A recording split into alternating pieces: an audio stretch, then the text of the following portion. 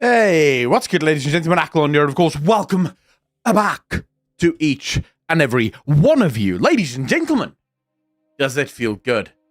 Does it feel good being a Warcraft fanboy at the moment? I think I speak for just about everyone. Of course, I will never be able to speak for everyone because you'll always have people complaining about something. It wouldn't be the internet, of course, if there wasn't someone complaining about something.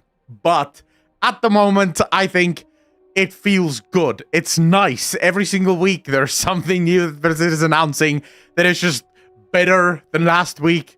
And I have to be honest, I think just right off the bat, before I say hello to all of you, I have to just say, I think Blizzard have managed the hype cycle for the War Within probably better than they've ever done for any previous expansion. The problem with Dragonflight was that there was no real hype for Dragonflight, so there was no real hype cycle for Dragonflight, but that was because Dragonflight came off the heels of Shadowlands, and basically no one gave a fuck, right? Basically everyone was just happy that Shadowlands was at an end. This time around, I think Dragonflight was successful enough to where people are sort of quietly hoping, you know, the War Within is going to be good. And then Blizzard announces the War Within. Of course, we have Chris Mason coming out and sort of getting everyone involved and everyone's sort of excited. And then quietly, Blizzard just responds to the player base and player feedback. And Blizzard does a couple of interviews. And then Blizzard releases a couple of things. And then Blizzard drops a couple of cinematics. And slightly but surely, we see this hype build. And now we're less than a week out. And I think I can speak for most of us here if I say next week's going to be lit. It's going to be fun, right? It's going to be fun. Anyways, ladies and gentlemen, welcome back to each and every one of you to Barrens Chat. This is episode number 17. It is the final one for Dragonflight. There will not be another Barrens Chat in Dragonflight. By the time the next Barrens Chat happens, it'll be War Within. And boy, oh boy, are we going to have a lot of things to talk about then. Anyways, let me just very quickly get into this and say, Dan Free, thank you so much for joining, bro. Epic Thulu, Drew, God of War, Alpha Sigma, Holy, how you doing, brother? Pat, how you doing? Shay, who am I missing? Ortango, how you doing? Wyfan, how you doing? Prophet, Nordic, Lazarus, wow, Ortango, Angel, how you doing? Tudor, how you doing? Kiki, how you doing? Chris, how you doing, brother? Michael, how you doing? Jordan, Yam Times, Token, how you doing, brother? Jade's Honor, how you doing? Gabriel, The Grey, how you guys doing? Welcome back to each and every one of you. We, of course, have a lot of things to discuss, not least of which is the newest cinematic. Now, for those of you that might be asking, but Aklon, where's your analysis of the cinematic? That's really what we've been waiting for. What analysis? This is literally known history. I don't know what to analyze here. There's nothing to analyze. There's one scene that needs to be discussed because I've seen a lot of people complaining about that scene, saying, "Oh, but no, it's actually this or it's actually that thing." Well, we're going to talk about the new cinematic, and we're definitely going to be talking about that scene. Spoiler alert: it's the scene where she embraces her void power, because I've seen a lot of people sort of going, "Oh, Blizzard is retconning things," and whatnot. So we will talk about that. But fundamentally, from a pure analysis, now, that doesn't mean that I don't have things to say about the cinematic, just to be clear. It's more that in almost all other cinematics, when we get a cinematic, it is something new that is being shown, or it's events that we had no real knowledge of, right? So, for example, the closest to this we could get would be the Jaina animatic and the Azara animatic, where technically we knew the story of Jaina. Of course, we had no idea about the entire event of the Jaina animatic. That was something that happened purely within that animatic, so there were stuff to discuss, there was stuff to analyze.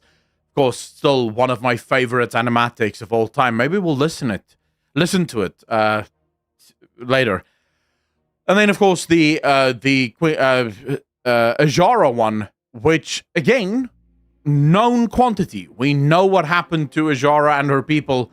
Of course, we never actually saw it happen. We don't know exactly what happened to Azshara after basically the entirety of Zinazari was drowned in the ocean. So there were stuff to unpack.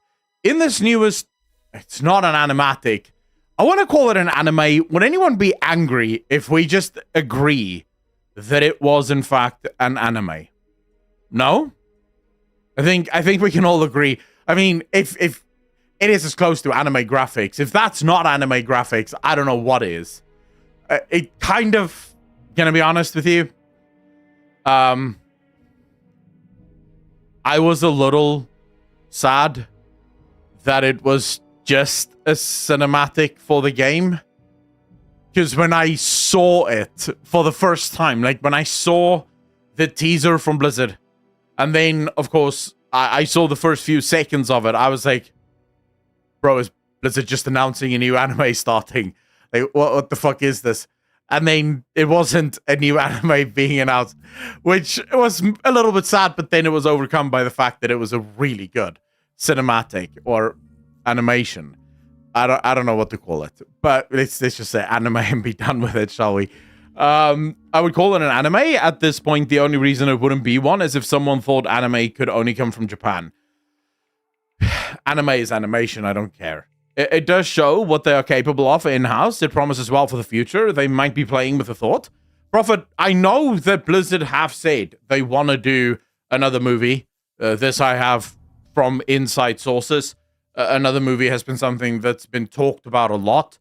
The problem, of course, is that with the first Warcraft movie not reaching the potential that it was supposed to reach, there's very few film studios that's willing to take a shot at it. So if it is going to happen, probably going to happen in-house, or maybe we get someone like Netflix, for example, saying, yeah, sure, we'd love to take a crack at it. Or, to some extent, some TV or whatever. But I think an animation could absolutely work, right? I hope they don't do another live action. Elodie, I am agnostic. If you asked me 2 years ago, do I want a live action or an anime, I would have said live action, please. I hate anime. But since then, I've watched Edge Runners, which was phenomenal, and that's very much an anime. And I've watched Arcane, which is not really an anime, but also kind of an anime. And I loved both of those very, very much. So I would be okay with a WoW anime. Even though I would actually prefer live action. Not gonna lie to you. But that's just because I'm not the biggest fan of anime. When are you going to watch Berserk? Elodie, never. Never.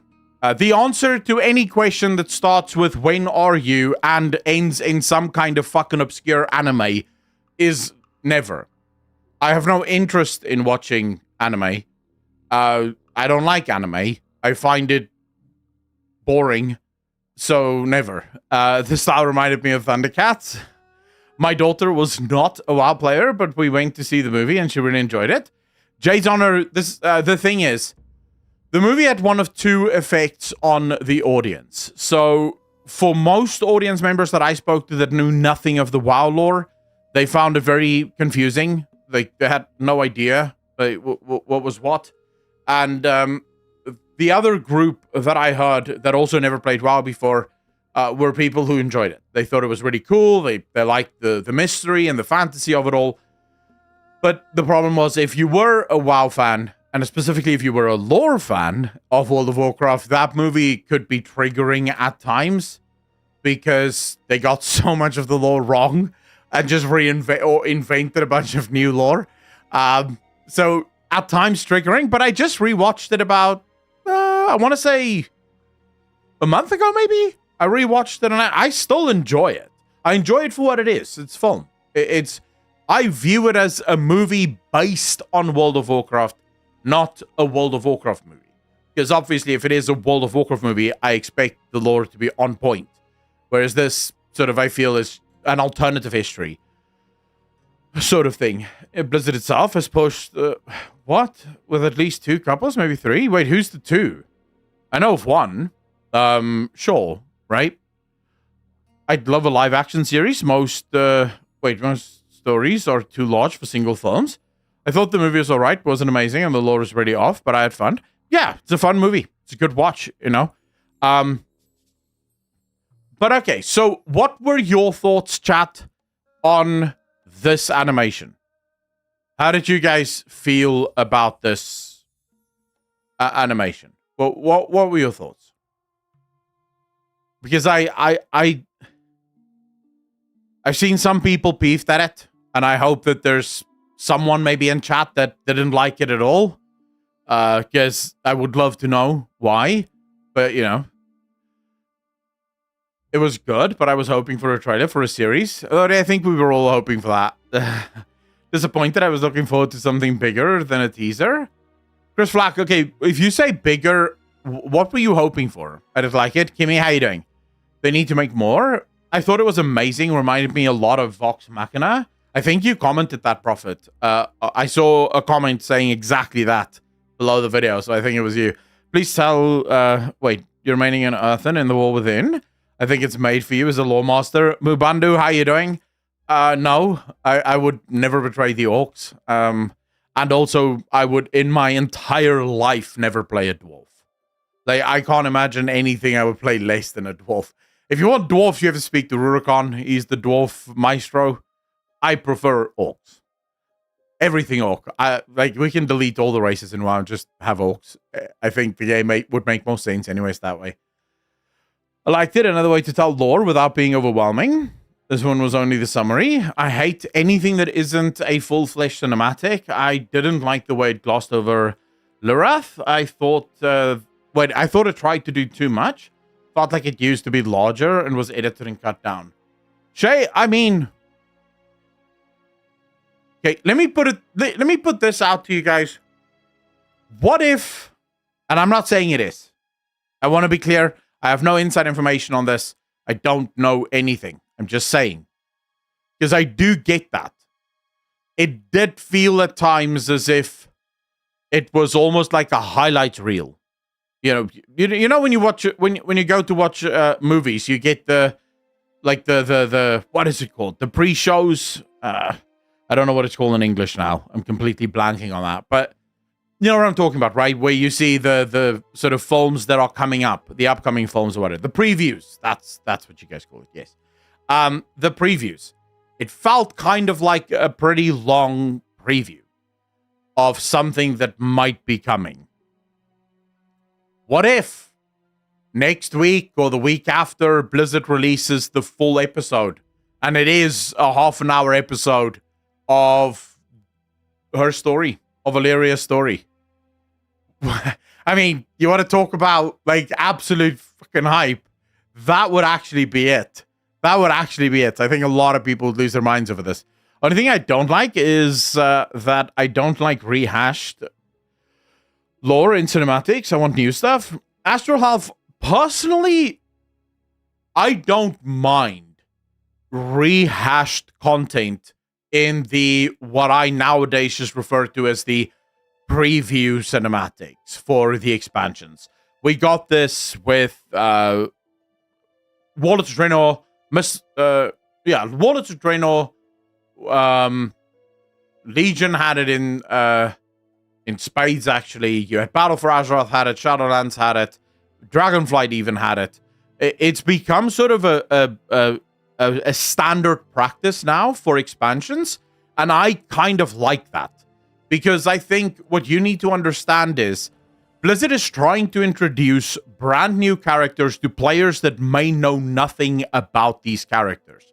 So while, yes, we are all chomping at the bit to see something brand new, Blizzard needs to keep in mind that there might be a bunch of new people coming into World of Warcraft that's never played it, that has no idea what to expect, and they have to catch them up on at least who the main characters of the story is. Now, is that a good way of catching people up to who the main characters are? No, it is not. But sadly, World of Warcraft at the moment struggles. I don't think Blizzard have figured out what they want to do with the actual questing campaign in World of Warcraft. I'm talking about low-level questing. So I think for now, this is sort of their best answer to try and catch people up so that people don't come into an expansion not even knowing who the main characters of the expansion is. Old lore is coming back into new context. That's how history works most of the time. Dante, but yes, I mean, I wouldn't use real life as a sort of explanation for why they're doing it in a game, because you can understand why people who already know this lore might have wished for something new, considering, you know, they want to be hyped as well. They want to make people know characters, do a fucking TV series. Philippe, you're talking about millions upon millions upon millions of dollars, or maybe like $1 million. We want players to know the characters, but we also don't want to fucking blow our assholes out with the checkbook, right? So fundamentally, you're gonna have to make a decision there if you're Blizzard.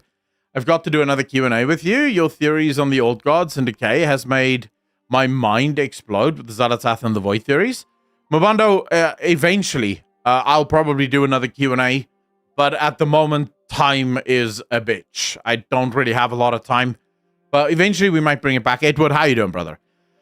Starting WoW as a new player requires a lot. Day one investment as it is. Making them read books and then chase every quest is not realistic if you want them to actually play War Within. True. But the TV series can make profit. Philippe, yes, but you have to be... You would have to know this is what you're going to do at least 2 to 3 to maybe 4 years in advance. There's a lot that goes into actually setting that up, which obviously isn't something that Blizzard is planning to do right now. Is the lore about tourists stopping dementias in Kokora still canon? I don't know. I'm guessing. But there's also, Tudor, a lot of discussion about whether or not the dementias that we have seen in-game is in fact the Lord Dementius that destroyed Karesh, right? So it's kind of like this, it could be, could not be. There's plenty of people that saying, no. The reason it isn't is because you've seen this with the Void consistently. You have things like Void Lords, for example, but then you also have Void Lords, and then you also have Void Lords. And if you're wondering what the fuck I'm talking about, you have Void Lords for certain minions that are just Void Lords, right? But then you have Void Lords who are clearly servants of the old gods, and then you have the Void Lords who are apparently the Lords of the Void. So apparently it's a whole mess, and I've seen theories that the Dementius that we've seen is actually not the Dementius, but rather offspring of Dementius. So we've never seen the actual Dementius, we've only seen the offspring of Dementius. Then you have the people that say, no, that was Lord Dementius. The problem that I have with that is Dementius is considered to be so strong that he literally consumed an entire planet within itself. The one we saw in game was clearly not that powerful. So what, did he mellow out? Did he not bring his A game that day? Was that just a taste of his actual power? Questions upon questions upon questions. Don't know. I think, and this is just going to be my guess at the moment, but I think we're going to see a hell of a lot of retcons in the upcoming expansion.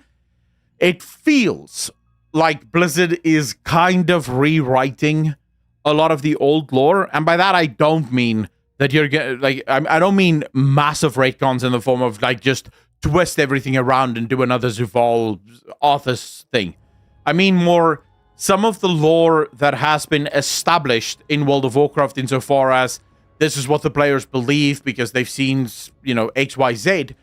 Some of that lore may actually be completely changed as Blizzard is setting up for this World Soul Saga, which clearly they have a brand new plan for what the World Soul Saga is going to be. Siko, it's not sad, right?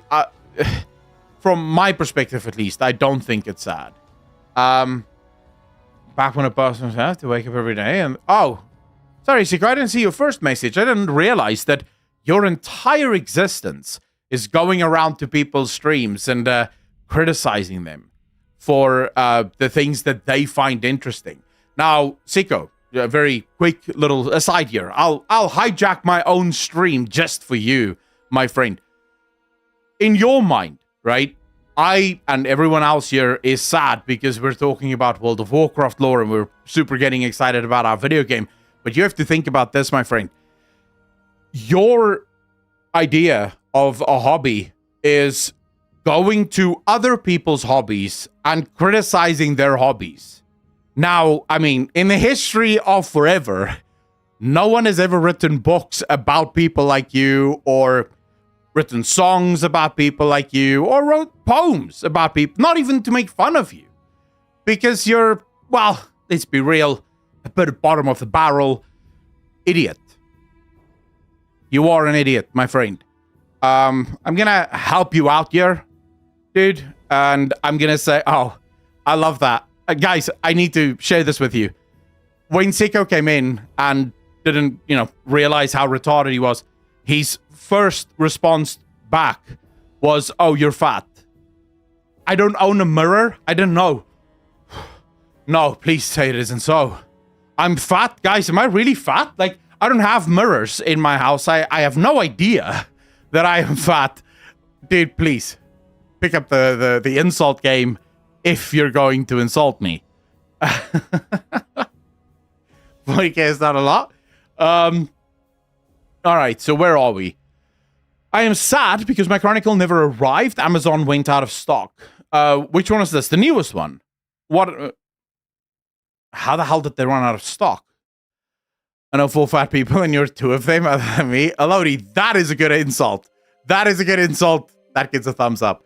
I think the animatics was great. I would like more of these instead of storytelling through books and lame in-game cinematics. I don't necessarily agree with that. I don't necessarily agree with that. And the reason I don't agree with that is I don't think there's anything inherently wrong with books. Of course, I don't think that I have a shit ton of Warhammer 40k books, and I have a bunch of other books, and I have a Kindle full of books. I love books. I don't think there's anything wrong with books. I think the thing that most players complain about is for a short stint in BFA and in Shadowlands, Blizzard did this thing where they would literally not share the story in the game and instead share most of the story in the book. That was terrible. That was fucked up, and they should never have done that. And they themselves have admitted they should never have done that. But I don't think that just inherently goes, no more books, please. I mean, if you go into the history of World of Warcraft, there's some incredible books there. Like, absolutely incredible books in World of Warcraft. So I wouldn't just across the board say no more books. Because if it was for that, if no more books, if there were no books, things like Dawn of the Aspects would never have happened. And if you've never read Dawn of the Aspects, may I just say, do yourself a favor. Or War of the Ancients, another phenomenal fucking series. Please, Age of Night, Arthas, the Illidan book. There are so many books that you can read that are absolutely phenomenal in World of Warcraft. So yeah, don't knock the books. They are good. But okay. Can I just say how the fuck did Xal'atath in the Void Elf form eat Khadgar's attack for breakfast from the teaser? I think you're underestimating just how powerful Xal'atath actually is. So, I'm assuming you're talking about the teasers of Blizzard basically spoiling the entire intro storyline. Is that what you're talking about right now?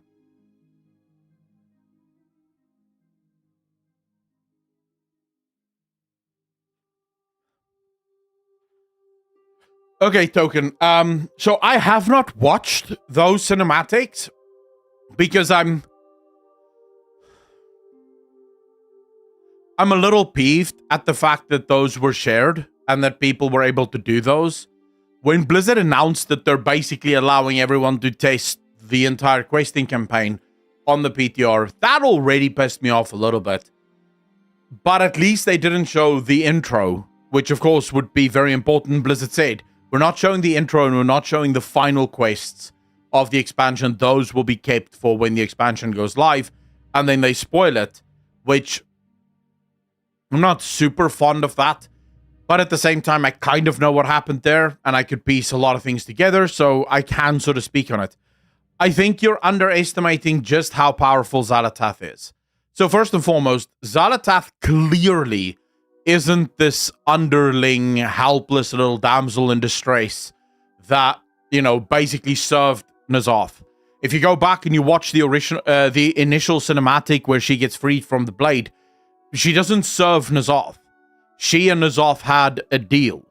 Something happened to Xal'atath, and Xal'atath ended up inside the blade. Now, I want to point out to all of you, all of the other old gods were imprisoned on Azeroth in prisons built by the Titans. Xal'atath was considered so powerful that she was placed inside a blade, and most likely a blade that was supposed to be locked up in a vault somewhere. In other words, whoever locked her into that blade felt that she was too powerful to put inside a normal prison. So basically, they wanted to keep her in a prison of a prison, so that she could genuinely never escape, and that her power could be utilized by the wielder of the blade when they so choose. Of course, none of them realized just how fucking powerful Xal'atath actually was, because even from the blade, she was able to manipulate events so that it would work out in her favor. So clearly, Xal'atath is quite powerful, but then there's the other part of Xal'atath's power that I think a lot of people completely forgot.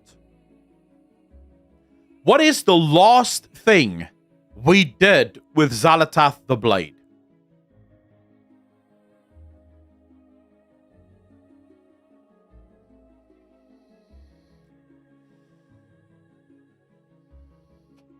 DZ, hold up.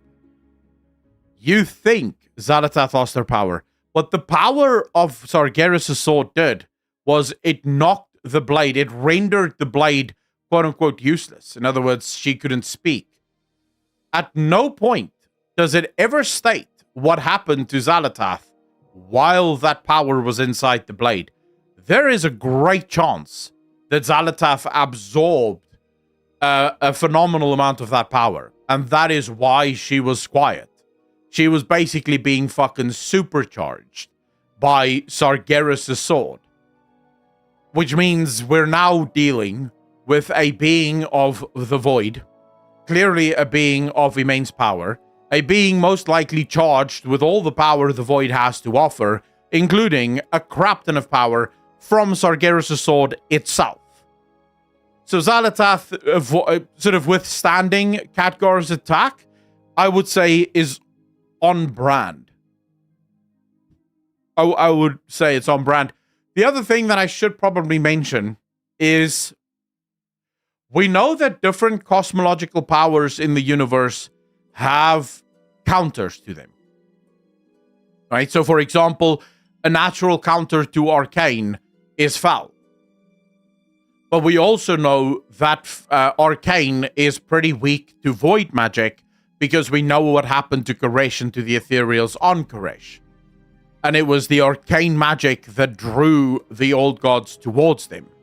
So it is possible that foul is naturally empowered against arcane. So its defenses are much higher against arcane. It's able to withstand the attacks of arcane much, much better than, say, for example, light would be able to. So I would argue there's a number of potential reasons, at least, for why Khadgar's attack did nothing to Xal'atath. She's clearly just supercharged at this point.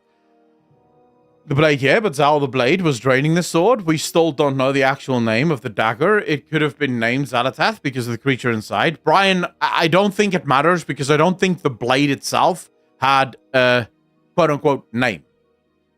Right? I think the blade was made specifically for Xal'atath.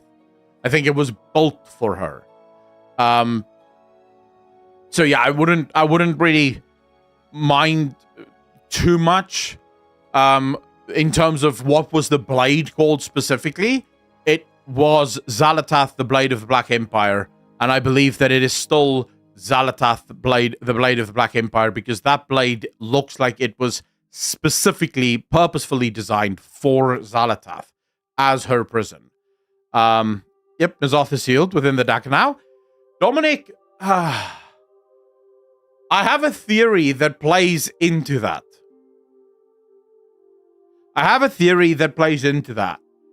The thing is, N'Zoth tells Xal'atath at the end of their little bargain, when Xal'atath says, remember our deal, set me free so that I may find my own fate, right? N'Zoth tells her, sure, you can go, but you leave the blade here. The blade stays. I won't let the blade go. Why? Why would N'Zoth at that point not want to let go of the blade? To my mind, it can literally only mean one thing, and that is that he needed the blade to act as a sort of Horcrux of some kind. Right? So even if we kill him, he still remains inside the blade, and from there he can grow in power again and become even more powerful again.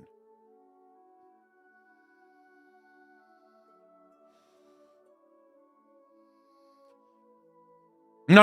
I don't think Xal'atath was in the blade initially because of the old gods. I don't think it was the old gods that put Xal'atath inside the blade. Time travel shit. He had to use it as an escape plan. Wait, when you say time travel shit, can you just explain what do you mean with time travel shit? The old gods don't need time travel in order to know what is about to happen. They already know what will happen. They see every single possible timeline. So they know exactly what is going to happen and when that will happen. So they have contingencies built into almost every single one of their plans. Locust Walker knows Xal'atath from his days on Koresh. Yeah, it was very clear that Locust Walker was not surprised to see Xal'atath. He knows exactly who Xal'atath is. I'm going to be honest with you guys. I'm still not fully trustworthy. I'm not trusting of Locust Walker. By show of hands, how many of you think Locust Walker is actually a good guy? Like, you think we can trust Locust Walker?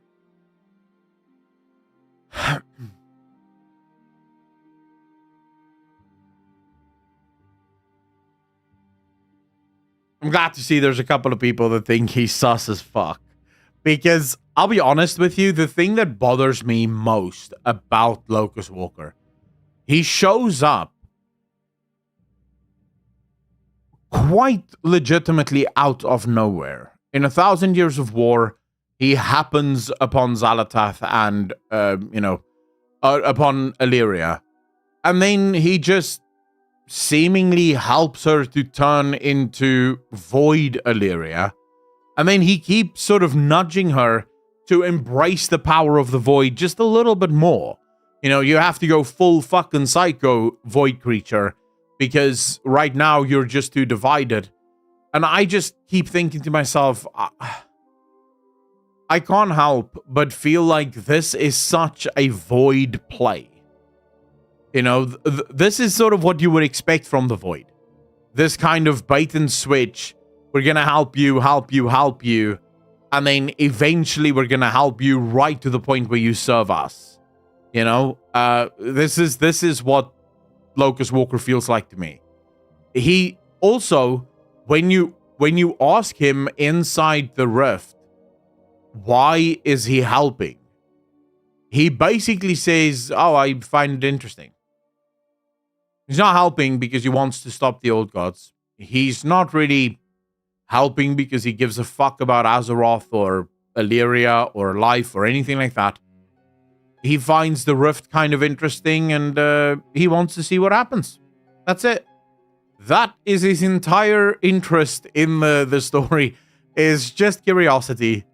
And you sort of think to yourself, wait, but that makes very little sense. He's not being truthful about his true intentions. Oh yeah, 100%. I'm going to be surprised when we go to Koresh that the planet isn't all dark and tentacles, that the Titans and Chronicle lied to us. So the thing with Koresh isn't just from the Titans. We have the Ethereals that also claim that their planet was destroyed by the Void Lords.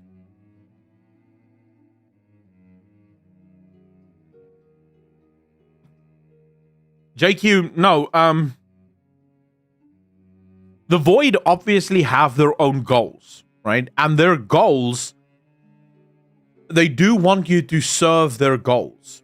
Now, if you're saying, because there's an interesting thing with the Void, I don't know if any of you have ever really paid attention to this, but the Void doesn't mind control. Have you guys ever noticed that? The Titans have a form of mind control. The Death, the Realms of Death at least, have domination magic, so mind control.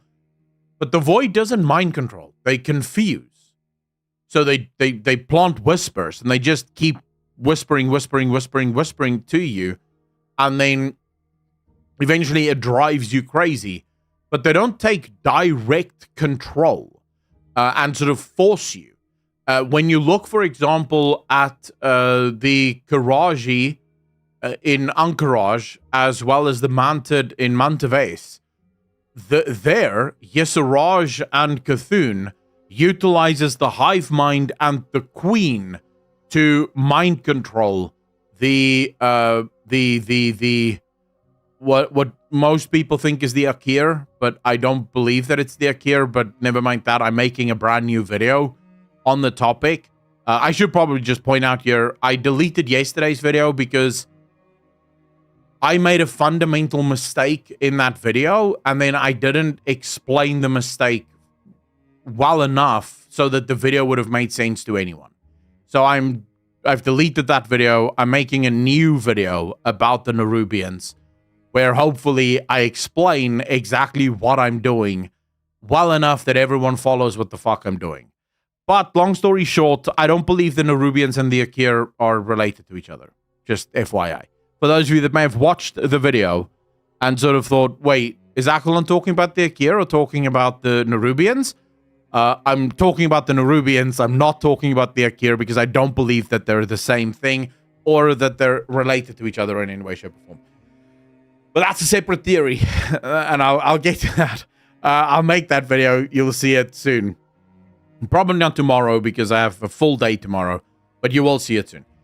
Anyways, where was I? What were we talking about?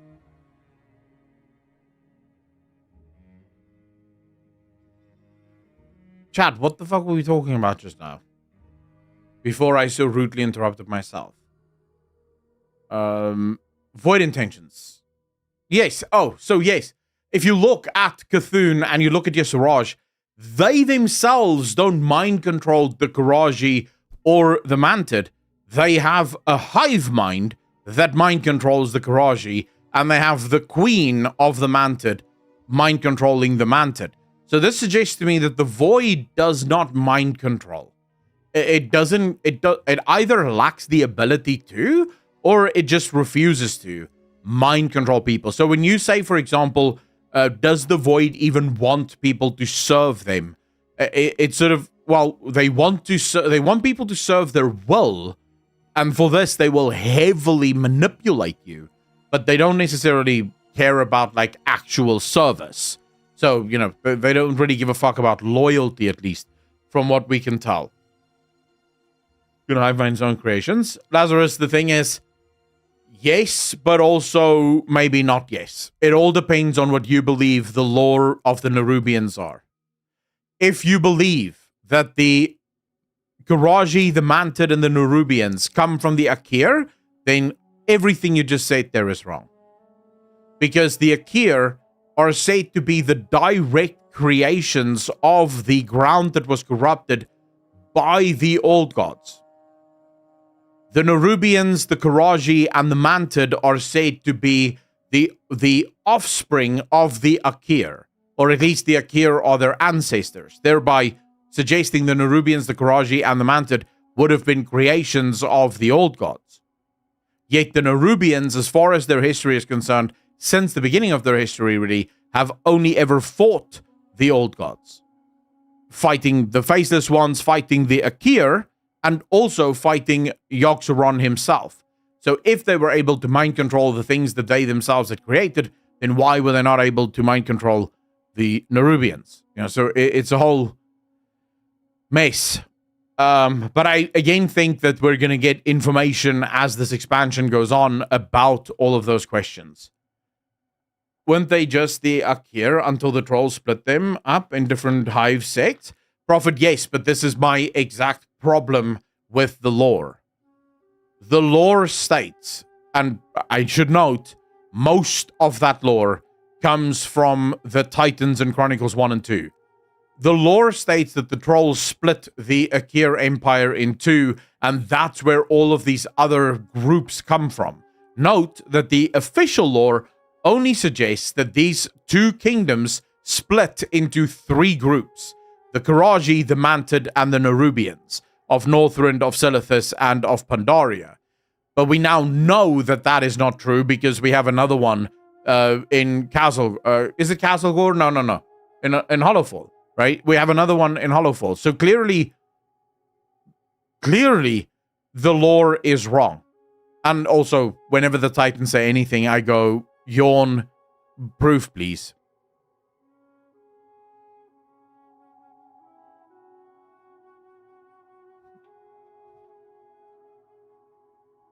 I think the Pantheon made construct life forms as a means of keeping everything the same.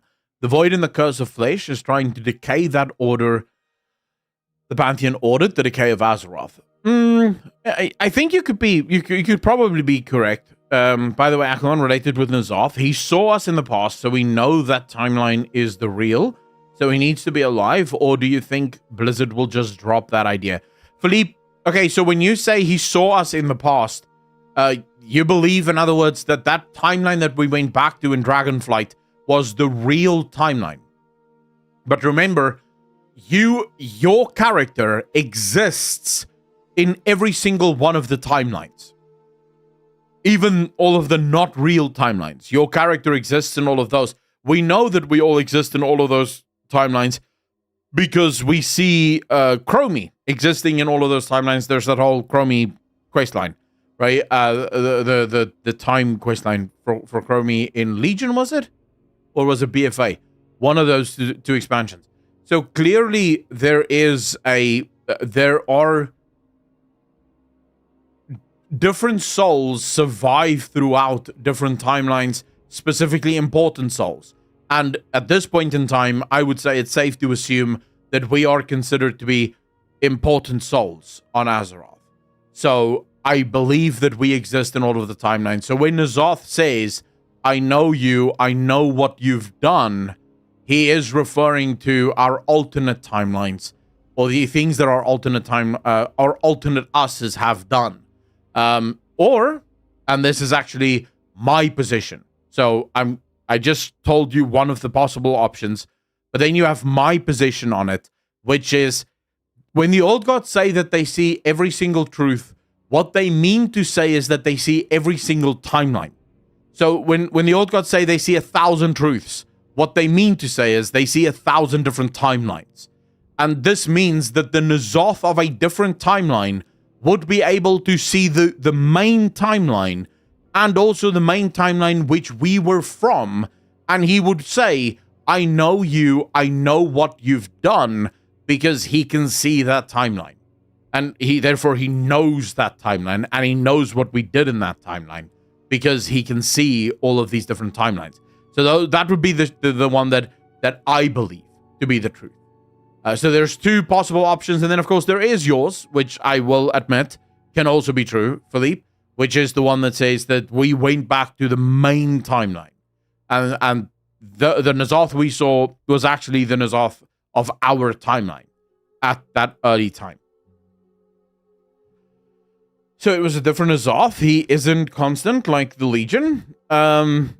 No. At least not from what I understand. From what I understand, the old gods persist in... There are old gods in every single one of the timelines. And the only reason I believe this is because the Titans are also not necessarily across all of the different timelines. They exist in this timeline. Because this is why they believe this timeline to be the main timeline. Because this is their timeline. They're transcendental. In our case, it's different versions of us. In the case of old gods, it's always the same entity, at least how it perceives reality. That could also be possible. My belief is the player character are unique. They're out of the system. That's why we are special, so we can't exist in another timeline. That's why I think that was the main timeline. I just explained to you, Philippe, why even if you think we are unique, you still could be in a different timeline, right? I think none of the cosmic forces are really good or bad, but all are vying for power. The light will do questionable stuff if their power is threatened, but the light is in power. Mike, so it's interesting to me that so many people have finally come around to my way of viewing the lore of World of Warcraft.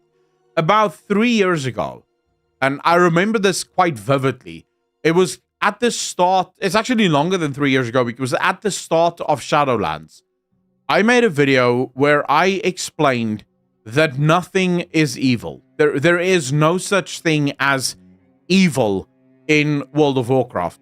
The cosmological forces are entities with their own goals, their ideas, and their own sort of methods of achieving these goals and ideas. And from their perspective, what they're doing isn't evil.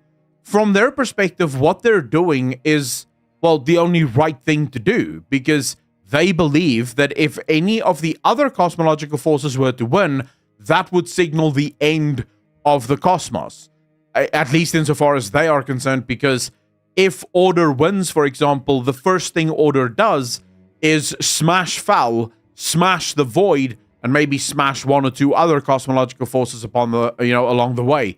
So clearly, from their perspective, any of the cosmological forces winning would be the end of the world. And so when they try to take over Azeroth, for example, they are doing it because they genuinely believe that this is the right thing to do. Leaving the toilet seat up is not evil. JQ, so I would just like to say, in this scenario, you are not a god. And you are also not an old god, nor are you representative of a cosmological force in reality. So when your girlfriend gets angry at you for leaving the toilet seat up, I would highly suggest that you do not try to make the argument that this is a morally neutral action from you, and that she has no right to get angry at you because it's neither good nor evil. It is simply you exercising your will.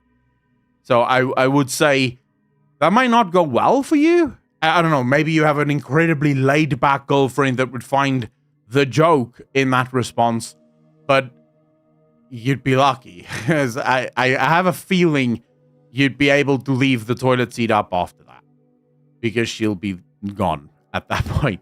I leave the toilet seat up as a means to a greater aim. Why don't girls put the toilet seat up is the real question. Benjamin, I can give you a long answer here, which a lot of people, depending on your politics and depending on your position within the cultural battle of politics, I guess, would either find endearing or find incredibly offensive, depending, again, on their viewpoint. But fundamentally, the idea that a man is supposed to put down the toilet seat is the exact same idea why a man should hold open the door. It is because a girl should not get her hands dirty, and a toilet seat is dirty, therefore a girl should not be touching the toilet seat. As a man, your hands can be dirty because you're a dude, so why not just put down the toilet seat? That's the idea. That's where it comes from. That was the birth of it. Either you're incredibly offended by this, in which case go back in time and speak to your ancestors, or you don't give a fuck and you find it endearing, in which case you're welcome. I would prefer if void and shadow wasn't the same thing. Void is the lack of light. Without light, there is no shadow, and shadows not need to be black. Michael, wait, what do you mean by that? The same thing. Void is the lack of light. Without light, there is no shadow. Yeah, but Michael, I think you're thinking about the void or the shadow. Firstly, you're thinking about it too literally from the perspective of shadow. But then also, I think you're sort of confusing, in my opinion, void and shadow. Because void is the absence of anything, not just the absence of light. Shadow is created when the light is blocked. Okay, so when the light is blocked, it will create a shadow because the light is not directly moving past the blockage. So it's not even that shadow is the absence of light. Shadow requires light in order to exist. Void does not require anything to exist. Void exists as a sort of baseline. So even if there is nothing, there will be void, because that's literally the prerequisite for void to exist, is nothing. Imagine what?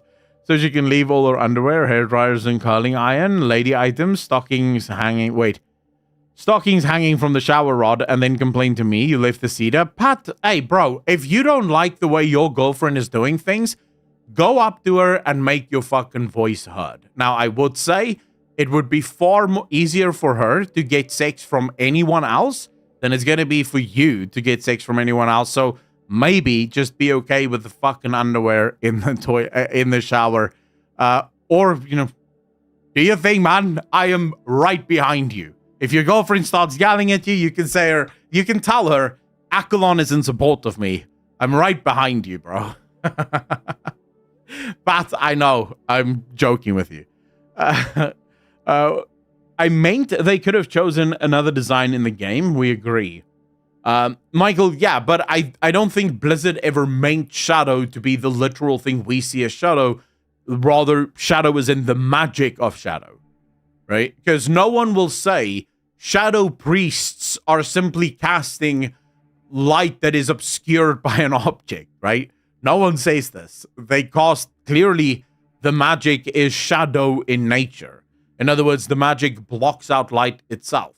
So that's why it's referred to as shadow magic. Could make Void the enemy of everything, including Shadow? No. Because I think Void is also completely misunderstood.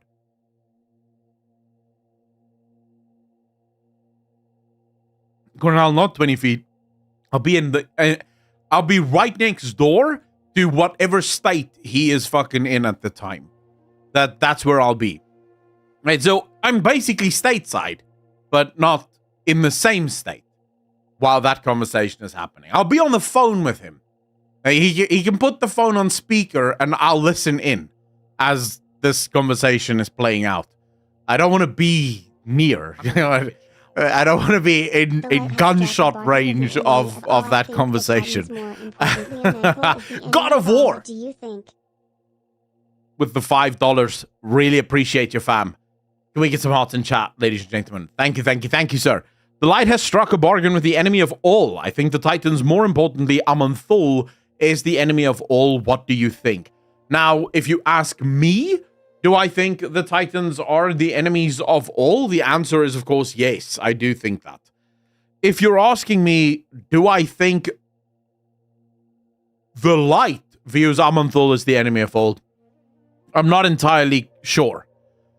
It is possible that from the Void's perspective, the Titans are not even a blip on their radar. They really don't give a fuck about the Titans. The Titans appear to be very closed-minded, very one-track minded insofar as this is what we do and this is what we've always done. Who gives a crap, right? And you can see it in the Titans' sort of heavy-handed approach to Azeroth as well, just kind of willy-nillying their way through it, stumbling their way through it like a teenager the first night he's going to have sex. Not really sure what the fuck he's supposed to do, right? That was the Titans. But think very quickly about all of the known entities of our galaxy, and think of a character that might be completely...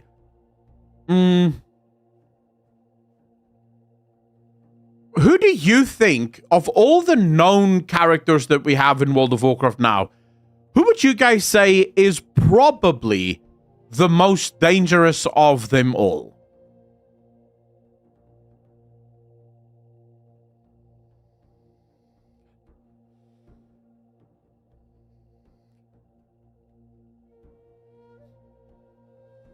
Okay, you think it's Amanthul? Okay. You think it's Illidan? Okay.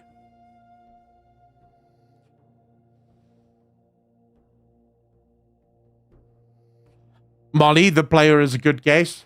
We are probably the most fucking dangerous because there's nothing we cannot kill. But if you were to exclude the player character,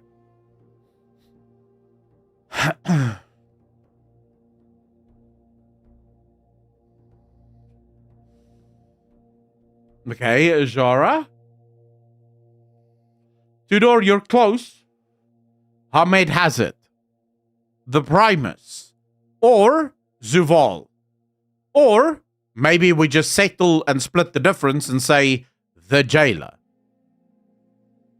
Whoever the Jailer may be.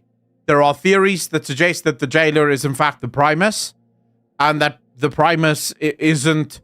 It's not Zuval. The Primus blamed or framed Zuval to take the fall, and it was actually the Primus behind it the whole fucking time. Or it could be Zuval.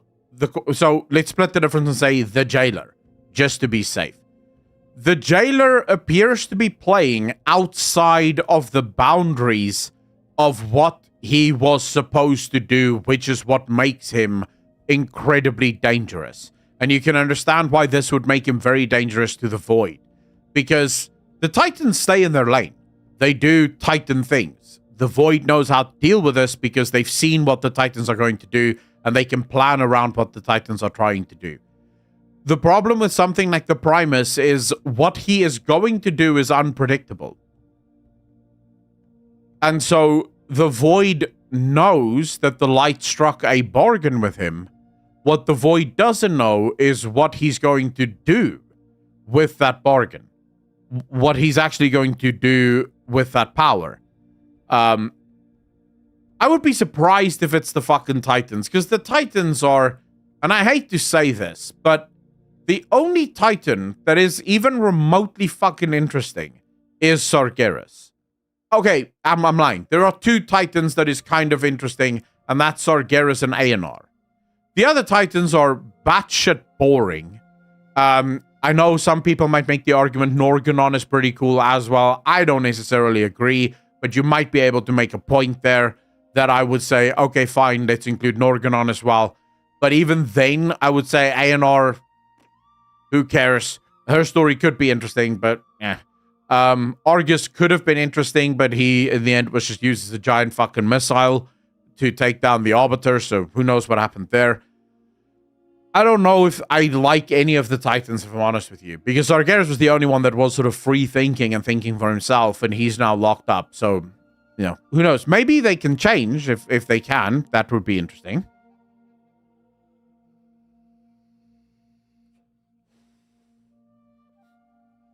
Cornell, so on my SM7B, I actually bought the Wave XLR from Elgato. Their sort of audio interface, and it doesn't require a cloud lifter of anything, right? So it provides enough power to the mic that it can run natively without a cloud lifter, but it does have built-in phantom power if you need it, right? So I don't use a cloud lifter, but I do know a couple of people that have a cloud lifter because, yeah, these mics are notoriously fucked to try and get to sound good, right? Ivan, how you doing, bro? Can Elune be dangerous? Yes.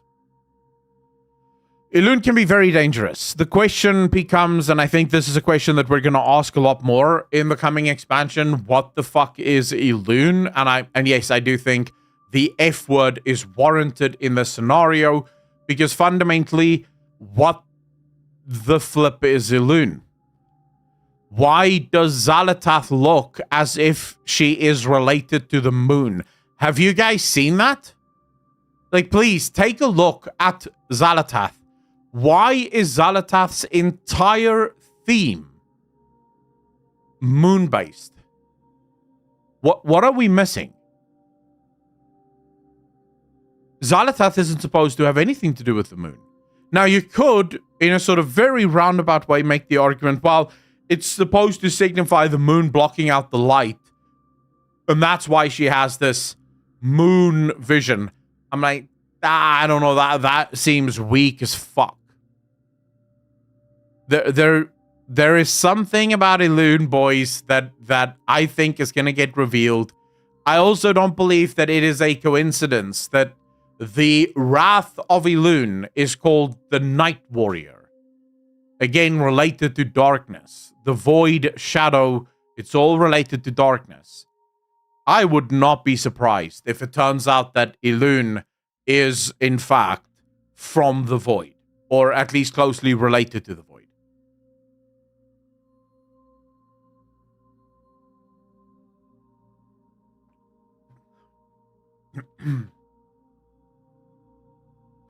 Barrels, how you doing, bro? Xal'atath and Elune definitely have history. Oh yeah, 100%. I mean, you can tell Xal'atath doesn't like Elune all that much. And you can also tell that Elune doesn't like Xal'atath very much because Elune's Elune's temple reacts pretty violently to Xal'atath's presence. Brickle J, I'm not suggesting that that's not possible. Just that it would be confusing, and Blizzard would be smart enough to know if you're going to give Xal'atath this moon-heavy aesthetic, it's going to confuse players, no? Astral, I've heard stories suggesting that as well. Ivan, so do you want... Actually, if you don't mind, I'll give you the real answer why we have so little lore about Elune. Because right up until Steve the Noozer decided that he's pretty clever and he's going to start running the lore for World of Warcraft, Chris Mason was writing the lore for World of Warcraft, and Chris Mason famously, whenever they asked him about Elune, he said, Elune will remain a character named only. In other words, he never wanted anyone to know anything about Elune. Elune was always meant to be this sort of shadowy figure somewhere in the lore. She's clearly there, you know, and we know that she's real, but she's not real. You know, she's more mystery than anything else, and it's a cool writing tactic if you have characters like that, because they're basically scene movers. If you really need a scene to move along, and you don't exactly know how to move the scene along, you can just implement Elune, right? And no one's going to question it because no one knows what the fuck Elune is. So he basically said, famously, that he will never reveal anything about Elune. Then the Noozer came along and said, nah, fuck it. Who needs this? Let's write some stuff about Elune. So I would argue we're probably not going to see a lot of that. Nerd, how you doing, bro? 40 months. Part of the DJ Nation. Appreciate you, fam. Thank you. Can't wait to see how Xal'atath will use Galakrond's hunger. Oh, dude. Now you're talking my language. I can't wait to see what Xal'atath is going to do in general. It feels like there's a lot of things being set up around Xal'atath. The question is, how quickly will Xal'atath do the things that she's going to do? And do you guys think... Actually, here's a cool question before we move into some actual topics. Do you guys think... When do you think we're going to defeat Xal'atath? Like, when do you think Xal'atath dies? If you were to wager a guess.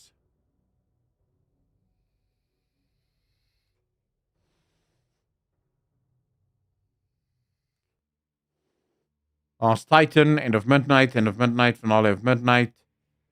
I don't think we're going to defeat her. All right, midnight when the Titans show up, the last expansion of the trilogy. So I don't think we'll ever defeat Xal'atath, or at least not anytime soon. And I'll explain it to you like this. One of the biggest mistakes, in my opinion, Blizzard ever made was locking up Sargeras. Once you get rid of Sargeras, there are no more big enemies in the universe left.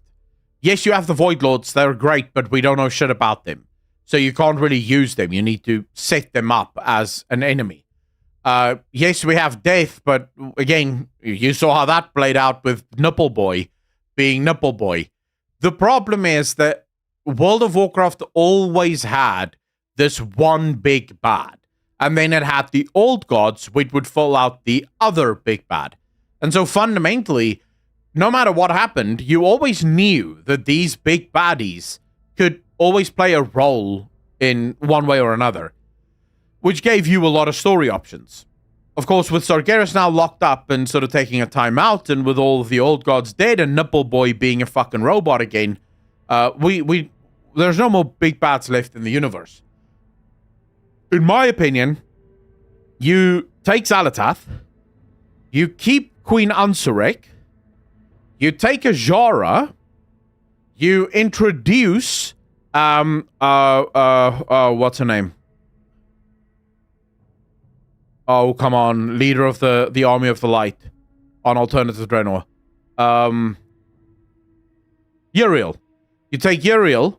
You take the Empire of Faerun. And you have, what is that? 4? Almost 5 big bad enemies just sort of waiting for you to use them for storylines. And you have Denathrius, who probably is, if the lore is correct, the new leader of the Twisting Nether. So you have enemies coming out the asshole, bro. Like, they're coming out the rafters. Just fucking enemies everywhere. In my opinion, that's what I would do. If I was the writer of World of Warcraft, I wouldn't kill Xal'atath. Because why take a character off the board when you can obviously use that character in the future again? And the character would be believable. I wouldn't do it. Remove her generals, remove her big bads, the big bads around her, but why would you remove her? She is perfectly usable again and again and again and again. Yeah, Brian, that's the Empire. The Empire Faerun's people. I would love a life-aligned faction. We're probably going to get that too.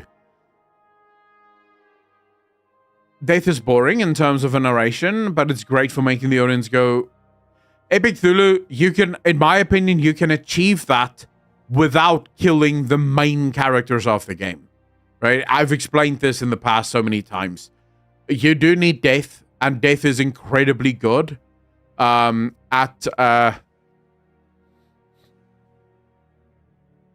is incredibly good at getting the audience involved, right?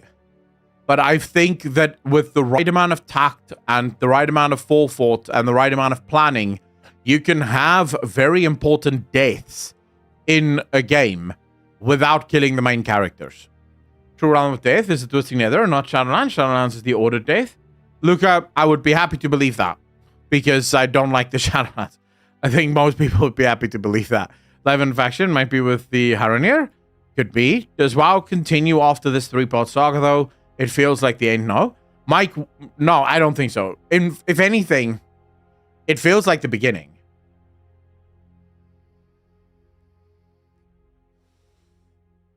No, I feel like Blizzard is setting up for a massive future. They clearly think they have many, many years in them. So I wouldn't say that this feels like the end. It feels like the start of something new.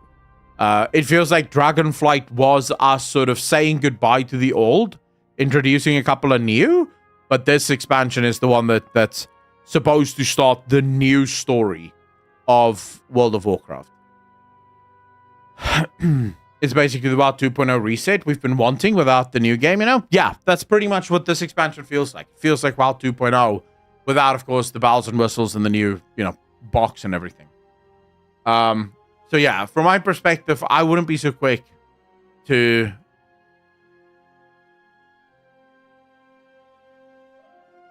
just jump into that.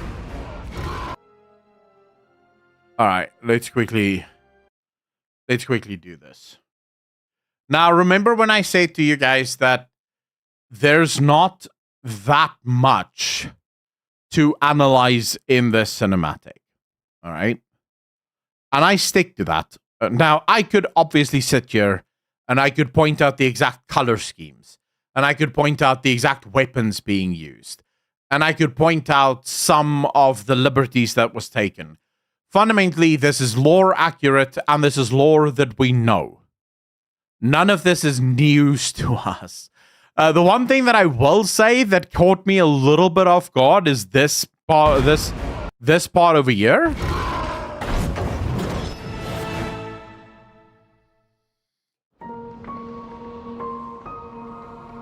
When we are young, We are taught to revere the light. But when I turn to it, I see only fire. I will say, though, I like the fact that they're showing her as being alone. It's very reminiscent of Illidan. I don't know if you guys have caught the same sort of vibes. Very much an Illidan-esque kind of feeling to it, where Illidan also pretty much sacrificed everything, including everyone he loved, so that he could save Azeroth. And it gives a similar feel. The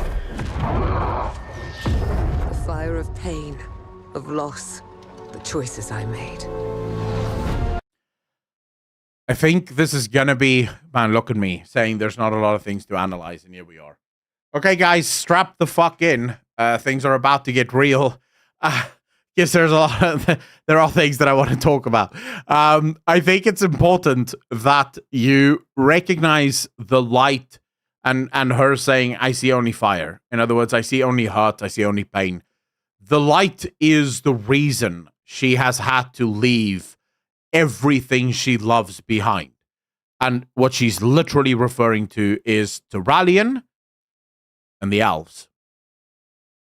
The elves will not allow Alleria anywhere near Silvermoon. And the one time they let her in, they basically had soldiers walking behind her because of what happened at the Sunwell. They do not trust her. They hate her. Because not hate her, but they don't trust her because they don't know what is inside of her and how that is going to react. So she's lost everything as a result of the light. And I think, well, she hasn't really lost her son, Moni. I will say, if you read her short story, her relationship with Arator has nothing to do with the light or even with the void. It's the fact that Arator has never known her, right? Like, he doesn't know her. So their relationship is a little bit more stiff because they're getting to know each other, but she's constantly out because she can't be around Turalyon for too long, because I don't know if you guys saw in this very cinematic, when they touch, it's kind of painful for the both of them. Because, well, he's pure light and she's pure void. So obviously not a fun experience for either of them. Maybe just signaling what is to come in this expansion, or maybe in the next. Quel'Thalas. Home. Until the Horde threatened everything.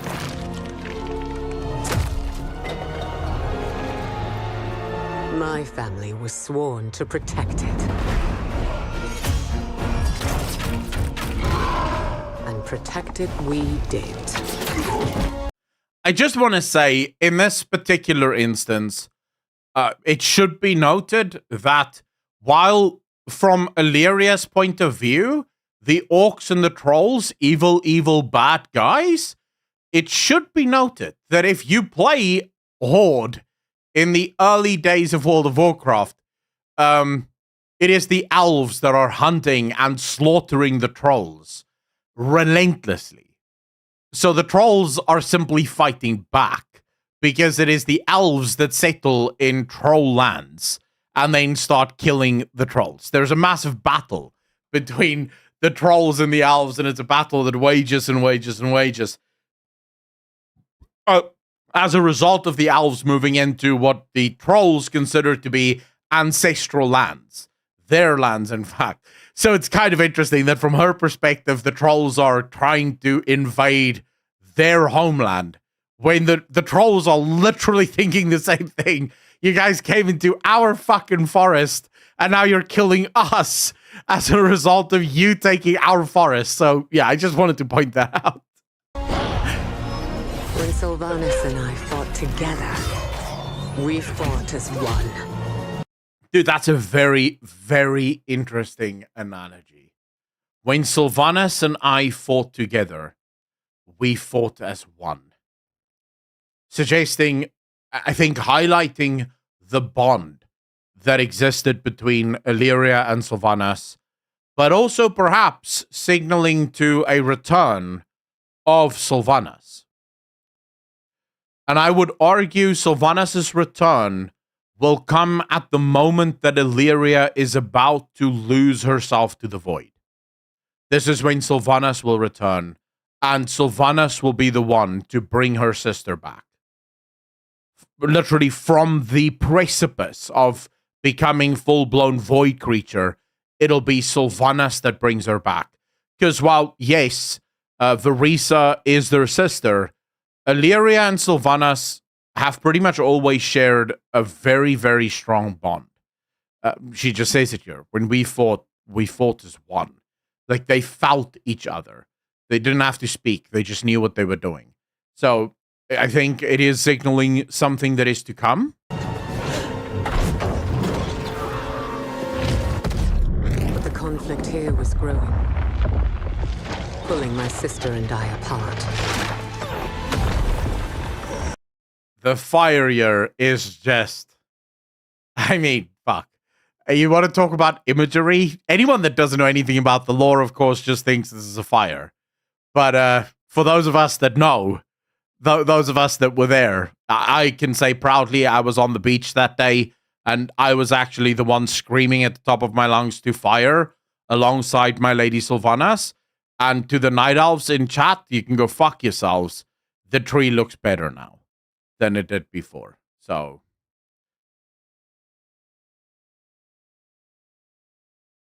I'm not sorry about this.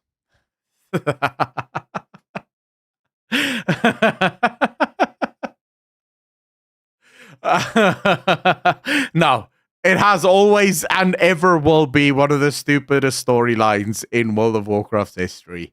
But it is what it is. I was there when that tree bud, so you know it's all right. It was corrupted anyway. Yeah, we did them a fucking favor. I don't know why they're so angry at us. Eddie Vanier, he is not wrong. It actually looks like a tree now. String feed, yeah. I mean, no matter how you slice it, we did you guys a favor. Jade's Honor, how you doing? We were there 3,000 years ago. Exactly. But yeah, I love the fact that they're using this fire as this is the thing that splits Xal'atath and Sylvanas apart, because it literally was then the thing that drove them apart, according to Alleria's sort of memories. But then also, it is the thing that ultimately split them, right? It's the thing that ultimately drove them apart to the point where even Alleria believed that Sylvanas is just completely evil, is when she burnt Teldrassil.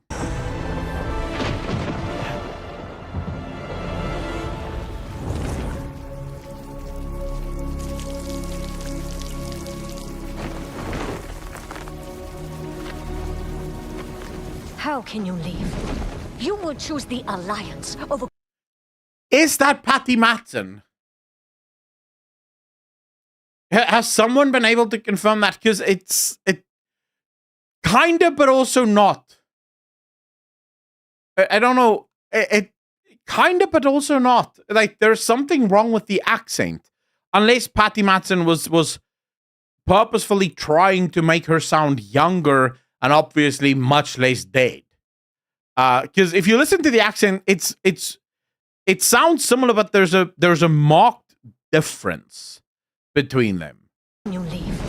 You would choose the Alliance over Quel'Tha the Loss. Quel'Tha the Loss. She's never said it that way, unless she forgot the accent because she hasn't spoken in a while. Quel'Tha the Loss. That she's fuck me, bro. I just want to say, like, this is the weirdest pronunciation of Quel'Tha the Loss I've ever heard in my life. Is that now the official pronunciation of Quel'Tha the Loss? Is that how we're officially supposed to say that? Or do you think this was just an oopsie? You leave. You would choose the Alliance over Quel'Tha the Loss. Our home. It's not just our kingdom at risk. If the Horde isn't beaten back, others will fall. I have to go. But you're abandoning your family. I am doing this for our family. I lost a sister that day. Had I known that my actions would force Sylvanas to her fate, would I have chosen differently? Yeah. I left my home to fight this war to the end. I had no idea how far away that fight would take me. I will say, though, I don't like the insinuation, but we can look... I should probably just mention this. For anyone that may have picked up here, that Alleria suggests that the fact that she left is why Sylvanas penultimately became a banshee. I'm really hoping that this is just from her perspective, and this whole thing is told from her perspective, so that is how I'm taking it, because it is not the case. Even if Alleria stayed, she would have been a banshee too. Let's be honest, even 2 Windrunner sisters would not have stopped Arthas on that day. If you go back and you actually read the history of that war, you'll understand there was nothing to be done. After every single battle, Arthas would literally just raise all of his fallen soldiers and then raise all of their dead ones. So his army was fucking literally growing as the battle was going on. So eventually he would have just been able to walk them down. So they would always lose that war. So her staying, I wouldn't say surrendered Sylvanas to her fate. It basically just meant that she wasn't turning into a banshee as well. But I think this is just from her perspective. She thinks that if she stayed, she could have done something. She could have helped. She could have saved her sister somehow. But, you know, will that make her stay? Will you? If you know 100% something will happen, you will always have doubts. It is possible, Holy, but I would be remiss if I didn't mention it. Yet despite the war, I found my life's true love, Turalyon. And together we fought side by side. Until we became 3. But beyond the boundaries of our world, our enemies grew powerful. Dude, they should make Turalyon this fucking tanky in the game as well.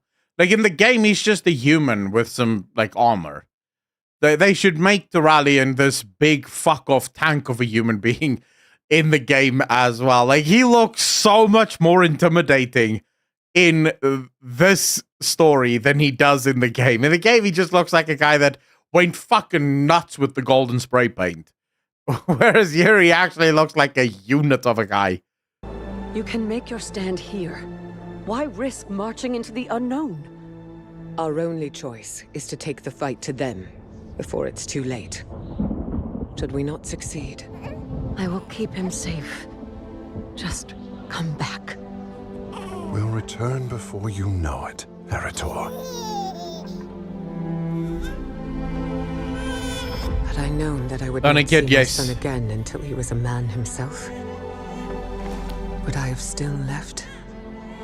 If you understand why they look a little bit older, so I see a lot of people mentioning it, so I'll respond here. She is remembering these events. So she is obviously remembering herself and Turalyon as they are. Right? Not as they were. Quickly think back to yourself as a child. You don't really think of yourself as a child, right? You don't think back to yourself as how you looked when you were 13 or 14. To your mind, you look the same, right? So that's why they appear older, because this is her memories. We're basically seeing her memories. That's what's happening here. I had given everything for this fight. The only thing left to give was myself. There was no other way. In order to defeat the... I am a little peeved, and I will mention this, that they didn't show the Army of the Light stuff. I thought that would have been such a cool moment in this, and I was kind of looking forward to it during the reaction. When I first saw this, I was like, oh, goody, we're going to finally fucking see it. For those of you that don't know the story, allow me to explain. Alleria and Turalyon is caught on Outland. They stay behind in Outland to make sure that none of the demons make it through to Azeroth. But they get stuck on Outland as the portal closes. And then what ends up happening is there are portals basically opening and closing everywhere. So they pick a portal and they jump through as Outland is disintegrating under their feet. They just jump through. They jump into the Twisting Nether, and it is then here that they join up with the Army of the Light. Turalyon obviously accepts the Light, becomes a soldier of the Army of the Light. This, by the way, saves his life because the Light basically gives him eternal life so that he doesn't die inside the Twisting Nether. I mean, it is here that then she... I should explain... Okay, I'll explain in a second. Darkness. I had to embrace it. So embrace... All right, this is the moment that I've seen a lot of people go, what the fuck? Blizzard is just retconning the story that they themselves wrote in Legion. No, Blizzard is not. Okay, so how exactly does Xal'atath become infected by the Void? We played the storyline where this happened to her, right? We saw the memories of this happening to her. But how do I explain this? At the time, she had simply been introduced to the power of the Void. She is not yet... she has not yet accepted the power of the Void. What this is signifying is the moment that she embraced that power. That's what this is signifying. It's the moment that she embraces this power. It's not... This isn't the moment that, you know, they're not retconning where she first sort of started to encounter the Void. That's not what they're doing here. Voisin is insane. I love the color. She is pure energy. In Turalyon's eyes, an act of evil. Well, yeah, of course. You can imagine. From Turalyon's perspective, he, a being of pure light now, remember he was accepted into the Army of the Light. He is light incarnate. To him, the Void, and you know this, Xal'atath says this to us, right? Xal'atath says this to us. The light regards the Void as monsters to be resisted. But of course, the Void doesn't share that view. So you can imagine, from Turalyon's perspective, she has just become a monster to him, right? And no, this is a random Legion world. This is while they're fighting for the Army of the Light.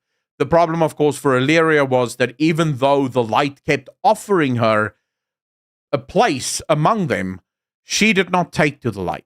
Not anywhere near... Like, Turalyon instantly went, ooh, Light, yeah, touch my penis. She was a lot less interested in being touched by any of the Naru. So, yeah, she ultimately saw Locust Walker and she was like, he can touch me any day. But, you know, that's all different story. I did.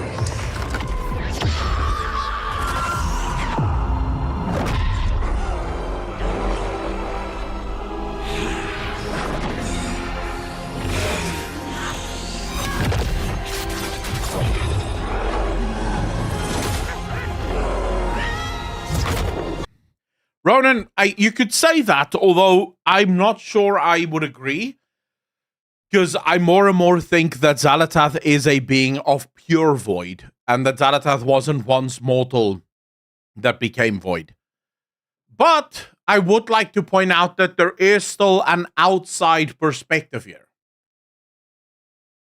I wonder how many of you are instantly going to go, Akalon, fuck this, I'm out. I don't want to talk to you ever again.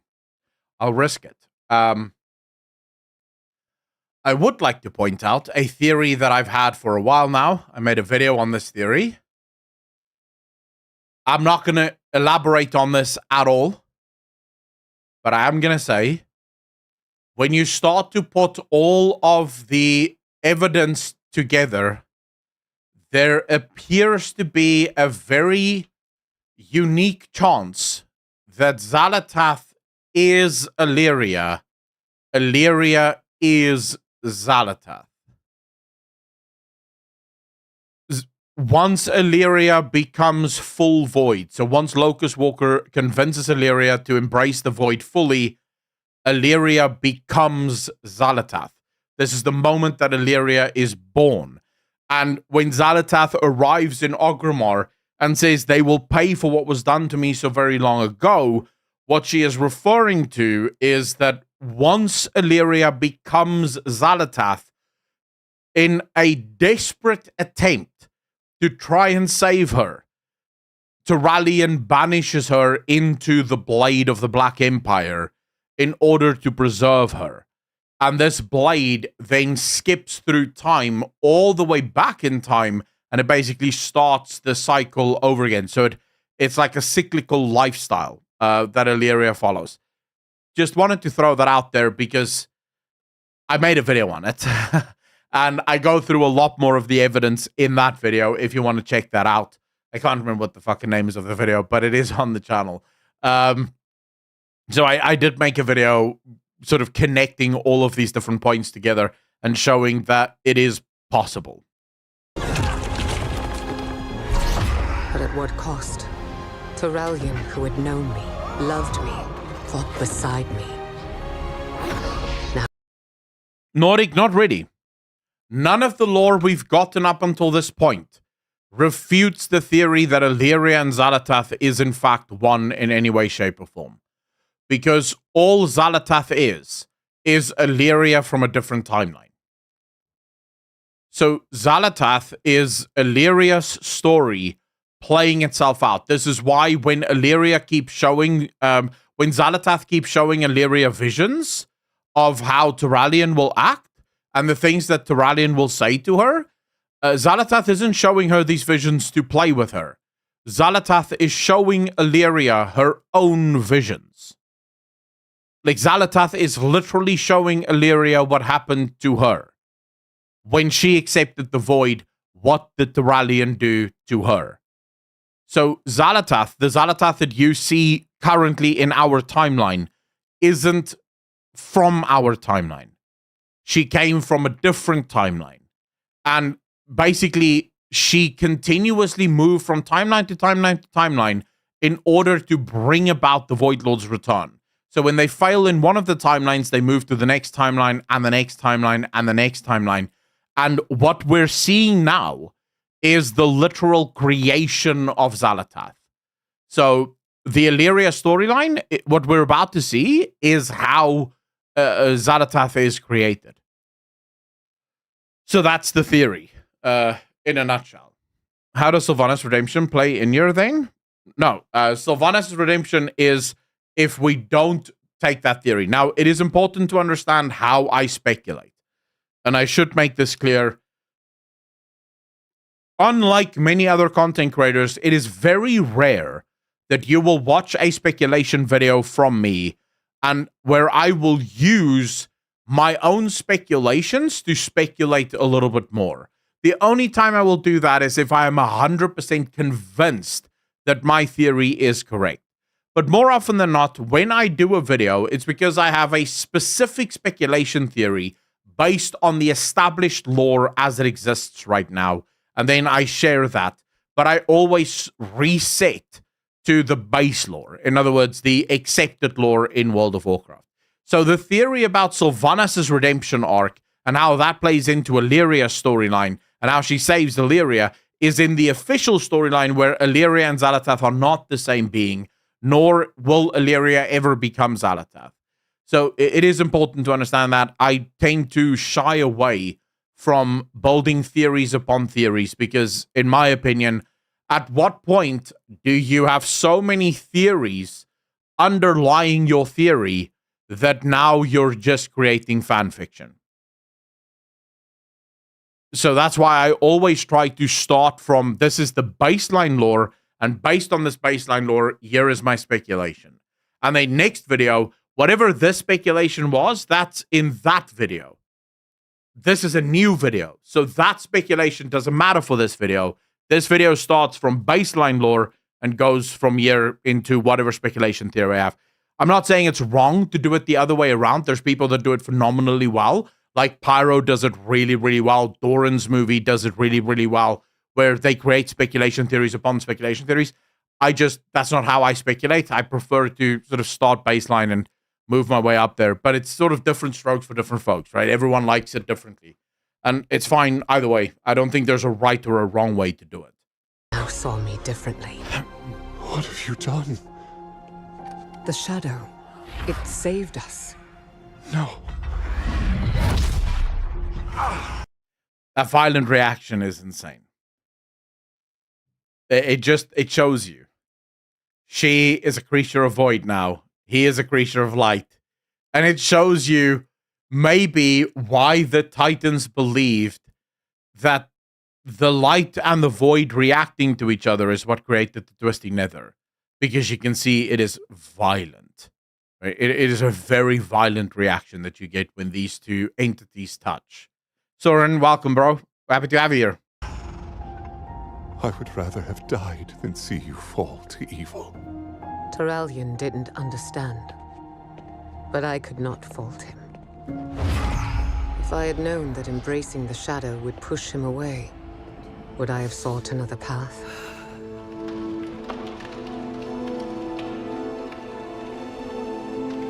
No. All of the things I did for a reason.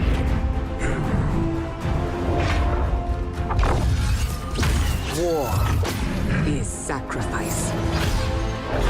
And I have sacrificed everything to protect those I love. To keep them safe. And if it takes sacrificing myself to protect our world. Can I just say, Look at this. To protect our world. Dude, okay. How many more times do you guys... Rich, how you doing, bro? How many more times do you guys need evidence to recognize that the Child of Light and Shadow is no one other than Arator? In the short story, when I said that Arator is the Child of Light and Shadow, I had so many people saying, no, bro, it isn't. It's too obvious. It's too obvious. Is this too obvious too? Like, is this too obvious too? Our world.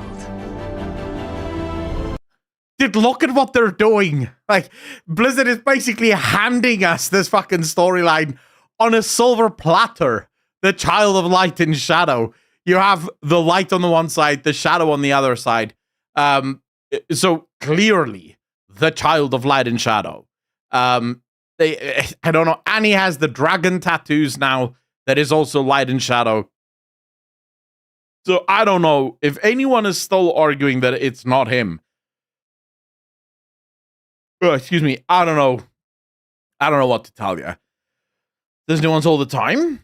Stephanie, Blizzard is always very specific about their choices in these matters. They wouldn't do this unless they have a very good reason for doing it, right? I think in Midnight, the Light and the Void might be both after him to claim him. He is the prophesied child. In fact, he might even lead the Arathi, after which emperor he's named. Arator is definitely a character they could build up, in my opinion as well. Rose Fox, how you doing? But what if it's Anduin and Arator? No, I don't think it's Anduin at all. I don't think that prophecy was about Anduin. I think Anduin has his own path, but I don't think... So, okay. I think Denuzer wanted to set Anduin up to be the Child of Light and Shadow. I think Mason changed that. I think Mason has a different plan for Anduin because we only ever saw the setup to Anduin once, and that was right at the end of not before the storm, the Shadowlands book, Shadows Rising. Right at the end of Shadows Rising is the only time we see the void starting in the palm of Anduin's hand and moving up to his shoulder, or moving from his shoulder down into the palm of his hand and dissipating. But since then, it's never been shown again. Ever. Whatever void influence exists within Anduin, they've never even played on that again. So I have a feeling that idea was completely let go. They were like, nah, never mind. We don't care about that at all. I think Arator is the one that they really want for this. I will not hesitate. I am a soldier of Azeroth. Perhaps Anduin has shattered enough to show it now in The War Within. Personally, it just makes so much sense for it to be Arator. Because Arator literally is the child of light and shadow. With Turalyon representing the light and Alleria representing the shadow. And remember that the prophecy is that the child of light and shadow will end the war. So the war that's been waging or raging between the light and the void, it is the child of light and shadow that brings an end to that war. Now the light believes that they should claim this child so that they can win the war. The void arguably probably believes exactly the same thing. Claim the child so that we can win the war. I think they're both completely misunderstanding that lore. Ryan, how you doing, bro? Thanks for the $5, man. Really appreciate you. Thank you. Do you think Arator will live up to his title and redeem his parents and possibly create a bridge between the light and the void through his parents? Yeah, Ryan, you were just talking about this. Well, I still appreciate the money, bro. Thank you for the support. Really appreciate it. And it goes a fucking long way to supporting the channel when you guys donate and give super chats and become members and all the rest of it. So I really appreciate that from the bottom of my heart. But Ryan, yes. Fundamentally, in my view, the light misunderstands the prophecy. Because the prophecy is that the child of light and shadow will bring an end to the war. Not that the child of light and shadow will favor one side over the other. So the child of light and shadow might bring balance between the two. That would be my guess on that. But fundamentally, I've now sort of gone through the cinematic. I've shared everything I wanted to share with you guys.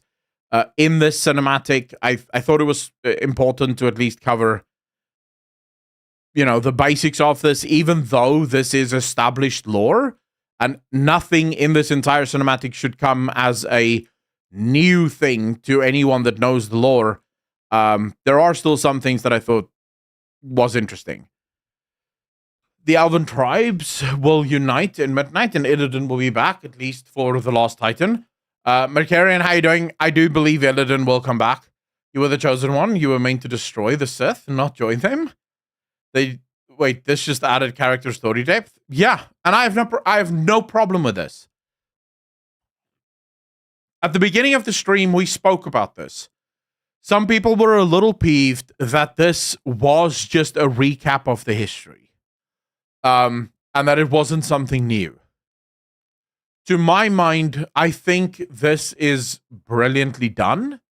I think in a world where Blizzard is still struggling to figure out what to do with new characters, and I mean new players, I think this is sort of the best they have.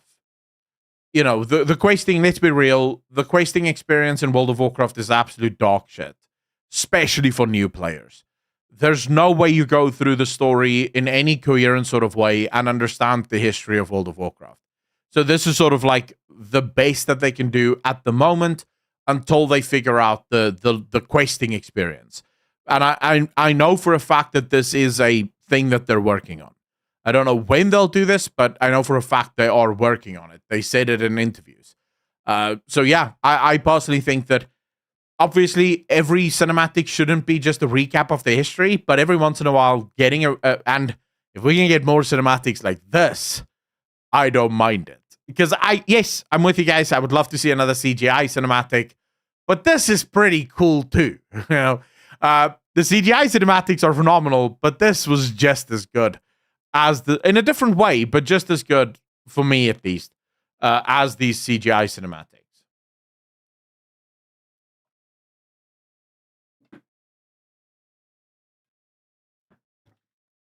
The Grey, yeah, but I was talking about this today during Mythic Banter with Rurikon. For those of you that aren't following already there, just type in Mythic Banter in YouTube. It's a podcast that me and Rurikon run. Rurikon is a Monster Hunter guy, but he also plays World of Warcraft. He plays Final Fantasy 14. We have a podcast about video games in general, not just MMOs.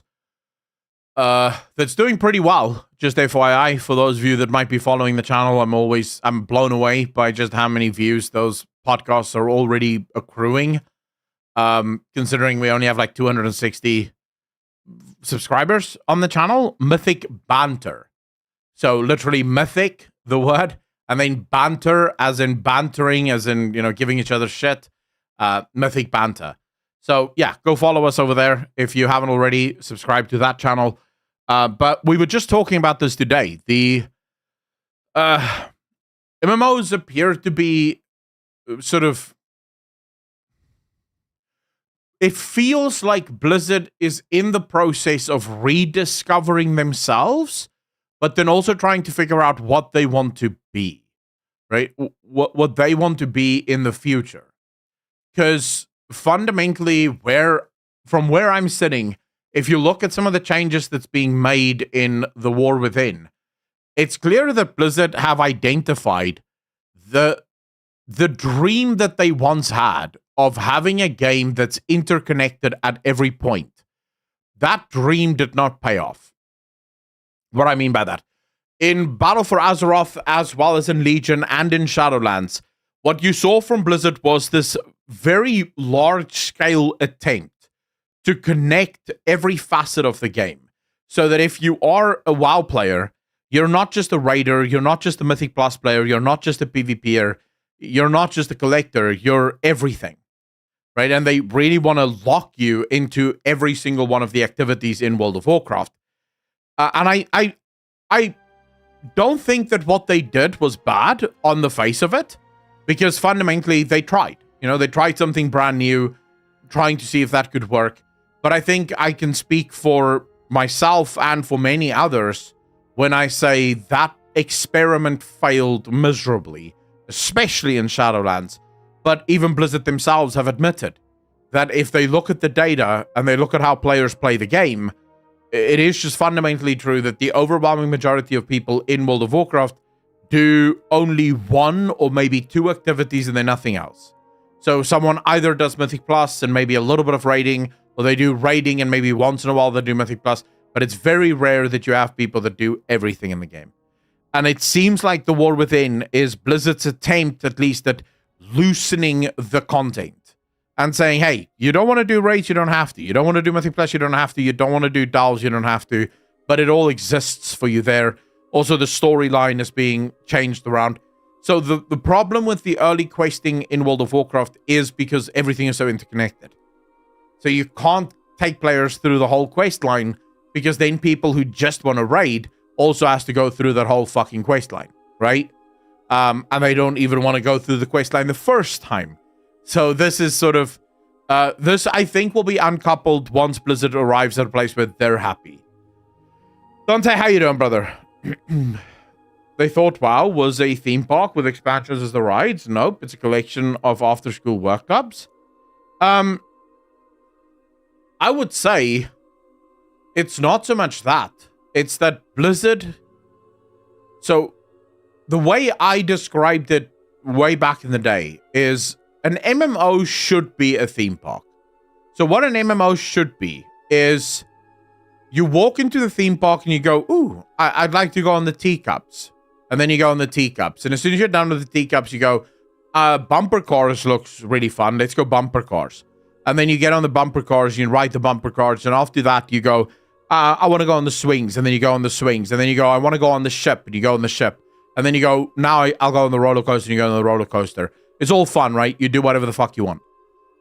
When you look at how Blizzard designed Shadowlands and BFA, it was more a case of, oh, you want to go on the roller coaster? No, sir. In order to go on the roller coaster, you first have to go on the swings. But in order to go on the swings, you have to ride the bumper cars twice. And in order to go on the bumper cars, you can't just go to the bumper cars. No.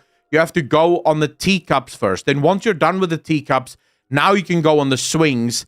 But then before you can go to the bumper cars, you have to go back to the teacups, do the teacups twice. then go to the swings, do the swings 3 times, now bumper cars 4 times bumper cars, back to the teacups twice, back to the swings 3 times, and only now can you go on the roller coaster. And once you're done on the roller coaster, back to the fucking teacups. So it was basically this thing of everything is so interconnected that you end up spending 90% of your time doing a bunch of content you hate just so that you can get to the content that you actually want to do. And that clearly didn't work, right? No one liked that. No one wanted to fucking play that way. So I'm glad that Blizzard sort of went, okay, never mind. We'll never ask you guys to do that ever again. It's fine. You start Torghast, you stay in Torghast forever. Rosefox, pretty much. What you are describing was vanilla WoW? Nova Studios, you mean where it's not that connected at all?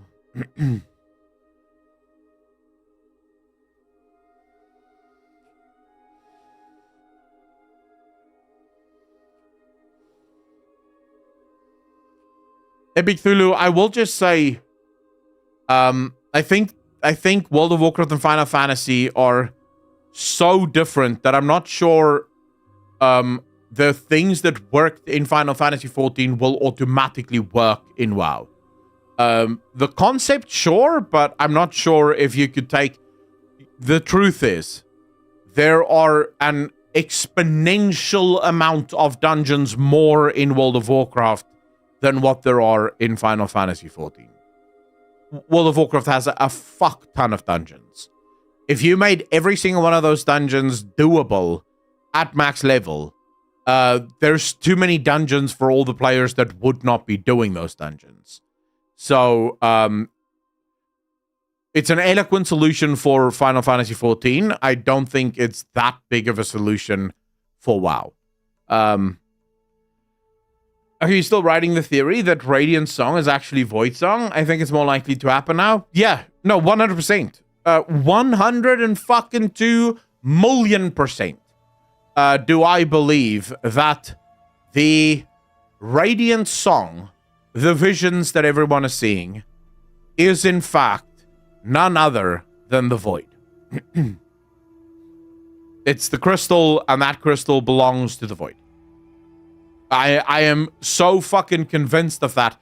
And it's even revealed in the new spoiled intro questline. Magni gets a vision that the city is burning and that they should go to, just coincidentally, that they should go to Khazalgar. Then Xal'atath, being disguised as one of the mages, uses that vision, quite funnily, to convince them to move Dalaran to Khazalgar. Dude, if we start counting all the times Magni saw shit that literally played into the hands of the enemies, Magni is an inside fucker. Like, Magni is playing for the enemy, bro, and he keeps leading us into very bad situations. Because Magni thinks he's listening to Azeroth, but Magni isn't listening to Azeroth. The Void said it. He's been made a pawn. Exactly, Chris. So, because he doesn't know, right? Magni doesn't know that who he's listening to and who he's hearing from is actually... I actually did this a while ago. Let me see if I can find this for you guys. Hold up. Hold up. I'm quickly going to see if I can find this for you guys.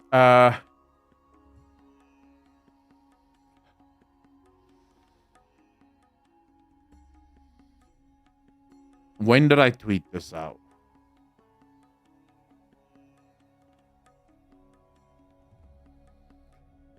No. Here we go.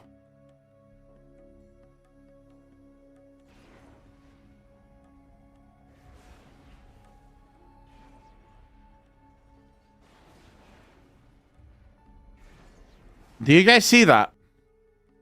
Look at Magni. He's communicating. It looks very much light-esque, does it not? It doesn't look anything like Azeroth. It doesn't look anything like Anima or any of the things that we've seen that should technically be connected to Azeroth. It looks very light. But then look at the...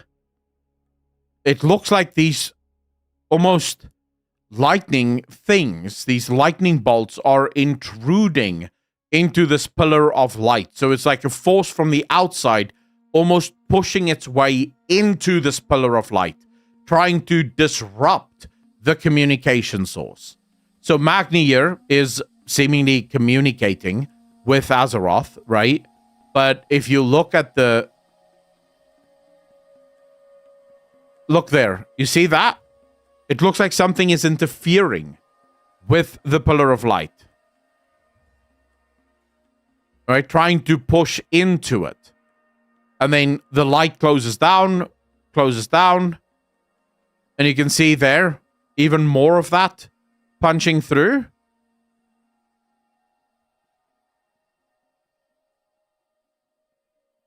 Punching through the pillar of light. So clearly something from the outside trying to get into this pillar, trying to disrupt this communication.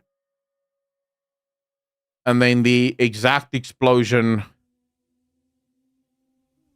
happens there.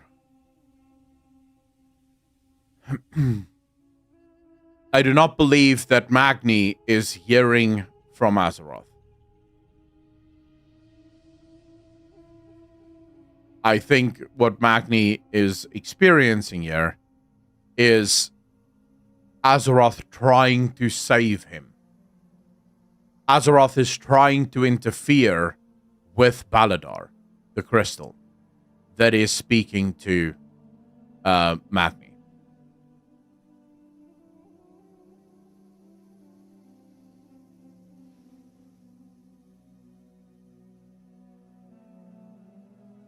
Mercarian, this scene. No.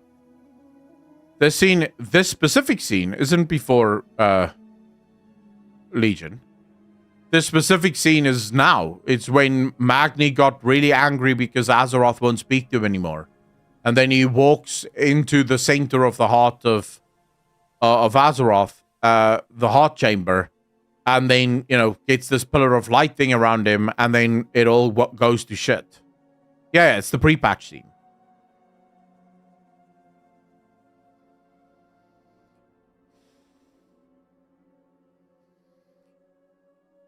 Michael, I think Azeroth was trying to interfere. Okay, so my theory around what the Titans did on Azeroth has morphed a little bit more now. I believe that all of the engines and forges that we see on Azeroth are all connected to Baladar.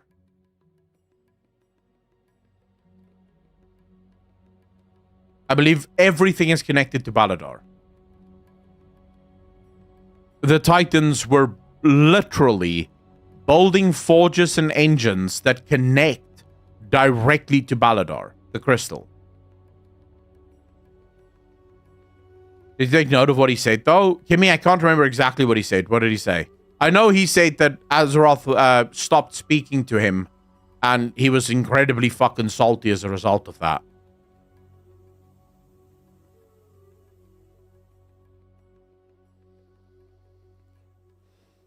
Oh yeah, Kimmy, that is another that is actually a good point. He blames Azeroth for leaving him, not speaking to him, and also incapable of feeling the touch of his family. But then, I don't know if this is still a spoiler or if everyone sort of knows this now. But there's been data leaks and sort of data mining that shows that Magni is given back his human form or his mortal form. And I believe that it was Azeroth that basically granted him his mortal form again.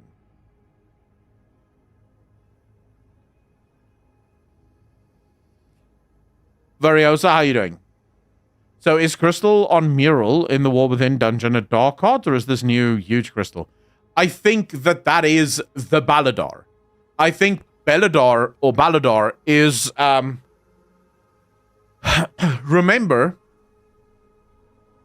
from the Void's perspective, the light, or the Naru at least, actually serve the Void Lords. The Naru just doesn't know it yet. Remember what Xal'atath said, they will return to the Masters in time. So from the Void's perspective, Balador, and I genuinely believe that Balador is in fact a Naru. That might actually be how Naru are created. It might be that there's a Naru inside that crystal that was specifically sent to Azeroth by the light. So the way I look at it is as follows. Excuse me. The way I look at it is as follows. We have the story from the Titan's perspective in the Chronicles that says that the Void Lords spewed their essence out into the great beyond and it landed on multiple different planets. But what if the light did the exact same thing?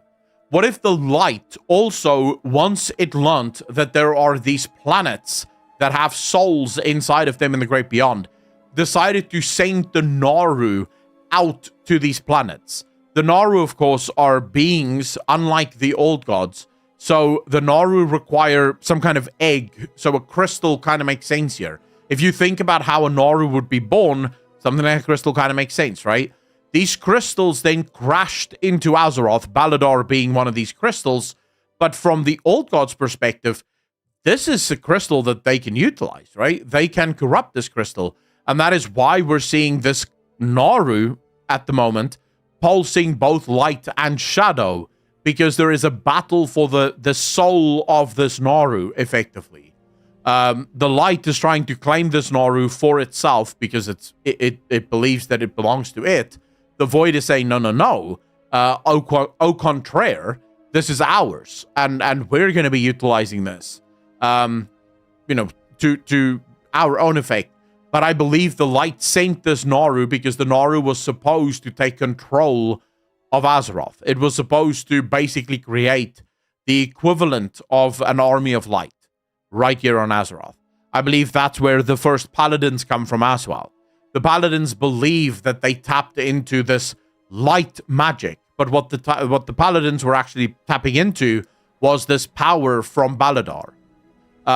If you think back to the original Shadow Priests, they also believed that they were just tapping into magic. It's possible that they also tapped into the magic, or the void magic from Balador.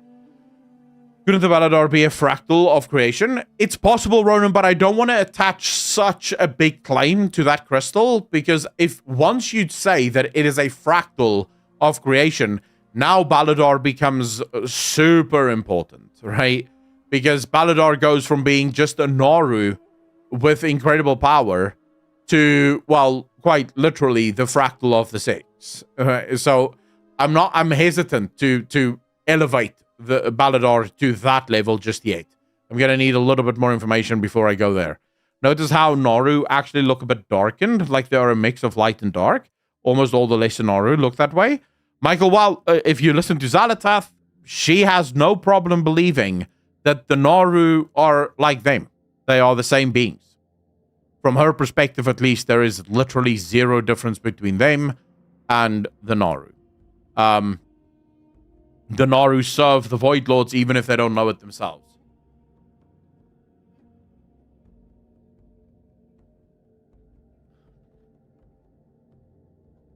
I will just say as an aside, I don't like the new Pepsi Max bottles. I don't know why, but they annoy me. They're weirdly shaped, and they don't drink as nice as the old ones. Pepsi, you should not change the bottle. I prefer the old one. No, I hate Coca-Cola. Because I don't drink sugar. I don't drink the sugary version. And Diet Coke or like fucking Coke, the other one, Coke Zero, tastes like ass. No, Dr. Pepper can suck my nuts. That shit is fucking rancid. I don't like Dr. Pepper. Like, you know what? I love the Texans. I love America, but you guys can take your Dr. Pepper and shove it up your asses. That shit is just not fun to drink. It tastes like medicine, is what it tastes like. At least you don't have... Wait, shrinkflated bottles? In Germany, we used to have 1.5 liter, and now it is 1.25 for the same price? Why? We have 1 liter bottles and 1.5 liter bottles as well, but we also have the 2 liter bottles. Water or beer? I don't drink beer, expert, so I'd rather drink water. Remember, I don't drink alcohol at all. So I drink water in that case. But all right, I have a couple of other things I wanted to quickly discuss with you guys because there's been a new interview that's coming. I'm a cherry Coke person or a cherry Pepsi person. Blood Vixen, first and foremost, I don't drink drinks that are fruity flavored. Like, fuck that. Like, that just spoils it. It's like, years ago, vanilla Coke was a thing. I don't know if you guys remember vanilla Coke. Vanilla Coke was just such a downgrade to, like, actual Coke. I don't know why you would do that to Coke. Non-alcoholic malt beverage? No. Dude, the only reason to drink anything that tastes like alcohol is to get drunk. And if you don't like getting drunk, then really there is no reason to drink anything that tastes like alcohol, because alcohol doesn't taste nice. There's nothing nice. Like, if you're telling me a beer tastes better than Pepsi, for example, you're out of your mind. Like, what are you talking about? Of course Pepsi tastes better than a beer, right? The only reason people drink beer is for the feeling. And I don't like the feeling, so I don't like the fucking taste. So I'd rather just drink Pepsi and not have to deal with the beer shit. So yeah. Soda's overrated, just like beer. I love the taste of beer, dude. I'm not judging. I know there's a lot of people. Most of the men in my family love the taste of beer. I don't agree. I think beer tastes like shit. It's just the fact that it makes you drunk that makes it anywhere near good. Belgian wheat beer over Pepsi any day. You know, the type of tongue that enjoys bitter. My love for bitter stops at coffee. Love coffee. Hey, fuck yeah, let's go. I drink coffee every morning of my life on the beach. I love me a cup of coffee. Although this morning I didn't enjoy it as much. It was pissing cold this morning, but most of the time I like it. Good whiskey tastes good. Dude, I do not fucking touch whiskey. Like, not on the rocks, not in water, not in soda. That shit was just always bad when I used to drink. No, cappuccino. Even then, I wouldn't drink black coffee. My normal coffee is with a touch of milk. About this much milk. And just a teeny tiny bit of milk, just to give a slight creamy flavor to it. Because black coffee isn't that good either. That was the nectar of the gods. Should probably add that to the Bible, you know? If you love the taste of any alcohol, then you may have a problem. I like Irish coffee. No, I'm allergic to alcohol after a viral illness. Oh, fuck, Brit Gojo. That's not good. I drink beer at parties. The first two are awful. Then the taste buds give up. Dude, yeah, fuck me. If I'm drinking, the first two taste like shit. After that, it's the best thing you can fucking drink. But the next morning, you realize why you should probably not be doing this anymore. I never had a problem. Right up until the age of 23, I could drink with the best of them, bro. I had no problem. My record to this day, and I don't say this to brag, but it is the truth. My record to this day is 4 liters of brandy and half a case of beer in one day. It was the rugby finals. We started drinking at like 8 o'clock in the morning, and I stopped drinking the next morning at like 12. So, but over 24 hours. I was sufficiently drunk. And the next day, when I woke up, I felt fine. And then 23 hit, and it's like a fucking switch went off. I don't know what happened, but literally the day after 23, I woke up with my first ever hangover. And since then, drinking has just always been a fucking chore. Because I think now, if I were to drink, it would take a week for me to recover from that alcohol. Like, one beer would probably set me on my ass for like a month. Isn't having no problem. In fact, the problem, though? What do you mean, though? Spout of cream, no sugar. Good call. Man, do you think if Anduin going back to the light is a good idea? Yeah. I think Anduin is going to go back to the light. I don't think that is even in dispute at this point. 2 bottles of water before sleep. But okay, I quickly wanted to go through this. There's an interview. I think it was Max that did the interview, and there's a couple of really interesting things here that I thought we could probably discuss. How many of you saw this interview, or how many of you at least rate the interview on Wowhead?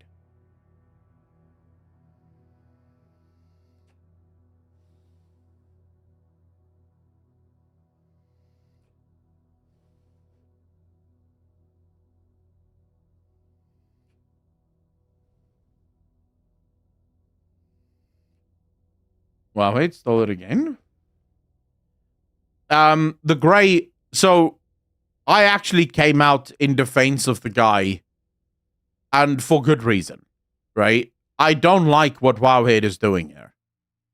And I will say this forever, because fundamentally, allow me to explain, right? So, I must first say, I think there is a giant difference between what this is and what the other interview was. So allow me to explain. The other interview wasn't an interview. It was a podcast. There is a giant difference between those two things. He was actually having a conversation with the developers of classic World of Warcraft. They were having a back and forth. They were talking. It was an entire podcast that he set up specifically for that purpose, to be able to discuss these things with them and for people to tune in and listen. And what Wowhead did was basically the same as they did to Max this year, just transcribe the entire podcast. I don't agree with them even doing this to Max's videos, even though Max is a big content creator. Allow me to explain. If you're Max, all right, or if you're a viewer and you see this, you have a choice now. You can either go and watch Max's video, or you can take 5 minutes and quickly read through all of this. Now, when you read through all of this, do you think Max is getting any money or compensation for you reading through all of this? The answer is no, right? Max is not being paid for this. Do you know who is being paid for this? Wowhead.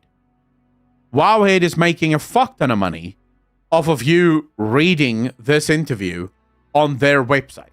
So Wowhead, don't come at me with this, Wowhead is just doing this for the community. That would suggest that Wowhead isn't making any money. They're obviously making money. That is why they're doing it. They're not doing it out of the kindness of their hearts.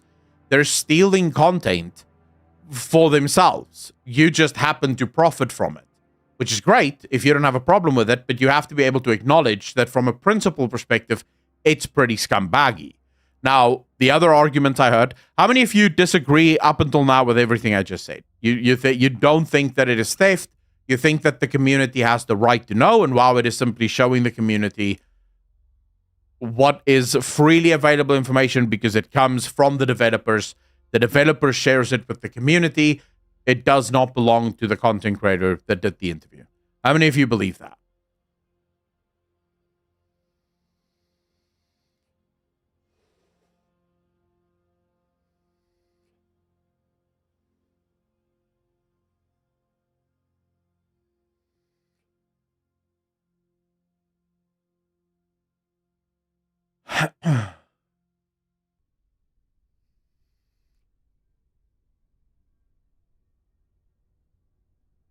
Did chat just die, or isn't this kind of similar to reacting to another content creator's video? How about I'll get to that, because there is a point to be made there. Any developer info that is brand new info is for the player base, is where I'm at with it. I also agree it shouldn't be 100% transcribed word for word, only the specific detail from the dev. I think it's fine since devs agreed to this to answer the questions from the community. They aren't doing it to help that content creator. It's a bold move, and by principle, not a good one. I put adblock on Wowhead since this. Bad form on their part. Re-exception is fine with me. I simply have no stand on this. Just not enough info on the topic. Okay, so for those of you saying the information belongs to the community, and that's why it's fine with Wowhead, that would only apply if the original content creator put his interview behind a paywall. But that's not what he did. His podcast was freely available on YouTube for the community to watch. So the argument that this information belongs to the community, yes, that's why it's freely available on YouTube for everyone to watch. The argument you have to make and prove, if you want to say, wow, it has the right to take this content and put it on their website, is that the content actually belongs to Wowhead. That Wowhead has the right to this information to put on their website. You can't say that the information belongs to the community. Wowhead isn't the community. The content creator put the information out there for the community for free on YouTube. So that argument wouldn't work. Now, if Wowhead simply did the following. Wowhead linked to the original interview, right? And then had like 2 or 3 points from the podcast. Some 2 or 3 interesting things that the developer said. And then said many other things were discussed, please watch it. Yeah, that's fine. If they use that to write an article, yeah, okay, cool. You're writing an article about an interview and you're taking 2 or 3 things that were discussed in the podcast and sharing that with the community to sort of whet their appetites for the original podcast. I would have been like, yeah, that's fine, right? I have no problem with that. But that's not what they did here. If you look at this is Maximum's interview with Associate Game Director Morgan Day. And here is every single question completely transcribed in its entirety to the point where Maximum you do not have to watch Maximum's video at all. You don't have to go to Maximum's video. The only reason you would go to Maximum's video is because you like his voice. Other than that, you can literally just read through this and you get the answer to every single one of the questions without even having to listen to the questions that was asked. So you don't have to waste your time listening to what Maximum asked. You can just get all of the questions right here, right? That is just straight up theft. You literally just stole someone's content and put it on your website. Why? The content was already available for the community for free on Twitch and on YouTube, right? You didn't do anyone any favors. You didn't find this obscure fucking interview from behind a paywall and decide to share it with the whole community. It was already available to the community. So from my perspective, it is theft. I don't care how you slice it. If you're okay with that, that's fine. I'm not arguing that. I'm arguing from a principle perspective, this is theft. Now, Hamid, you asked me about reaction content. This is where we get into the weeds. So, for example, just earlier this week, I reacted to an hour-long video, and my reaction was 4 hours long. The video, the original one, was an hour long. My reaction is just over 4 hours long. Now, you could say I stole this person's video, but considering the fact that I added about 3 hours worth of content to that person's video, I don't believe that it is the same as stealing that person's content. Because someone who really just wants to hear that person's content will be incentivized to watch that person's video because I am constantly pausing to give my own opinion, to discuss what I think with chat. That's not what Huawei did here, right? Huawei didn't take the questions and the answers and transcribe it in their own words and then write an article about their thoughts on the answers given. They literally just transcribed the answers and that was the end of it. Now, I'm not making an argument here that Huawei should be blacklisted or, defending Maximum. I don't think he even complained about this. I'm just explaining from my perspective why I don't think what Huawei is currently doing is a good thing. Now, you can disagree with me. You're welcome to do so. But I hope that at least makes sense from like a first principle standpoint. This question, a real reaction video isn't theft. It's adding to the original content and transforming it. Yeah, I would say. Yeah, so if Huawei would add analogy of their own about the interview, then it would be fair. Yeah. If Huawei wrote an article about the interview, that's fair game. They're a news site. They bring the news. If they wrote an article about the podcast and they said, he asked this and then Morgan Day answered this, but we didn't agree with this answer because we felt like this answer doesn't really speak to the main problem of the community. The community actually has a problem with this, but instead he only spoke about this. That's a different thing, right? Now you're discussing the podcast. You're discussing the interview. That's your job, right? You're a journalist. You should be discussing it. But all you did was just go, we'll just steal this content for ourselves, right? And hopefully everyone will read it here instead of watching the podcast. And I felt like that was just wrong, right? That was just completely wrong in my opinion. I definitely agree that an argument can be made that they go too far with transcription. Yeah, I mean, let me give you an example, right? So in their transcription of Maximum's videos, We already know now that Mythic Plus will now be a daily lockout instead of a weekly one. Is that a big change for those of you that do Mythic Plus Zeros? Is this a happy day for you guys or not so much?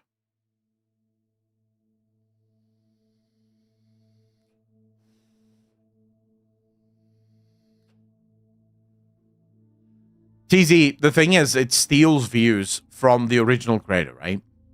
And that's my real issue. The original guy put in a lot of work to get the podcast up and running, to get the answers, or to get the questions, and he put his time and effort into getting that podcast done, and all WoW did was listen to the podcast, transcribe the podcast, and bam, there you go, right? Go fuck yourself. I don't like that. You know, that's a little bit wrong. But right, so you guys like this, right? All right, so then there's an equation to these rewards based on the challenge, how many players are required, and frequency they are able to be done, weekly, daily, and fully spammable. I would like to ask you, do you think that there is an argument to be made that raids should reset more frequently? Or do you think it's fine if raids just stay to a weekly reset? Especially considering the fact that you can lock out. You know, you can lock it out, so you don't have to do the reset. Would there be some kind of benefit to a raid resetting twice a week rather than just once a week?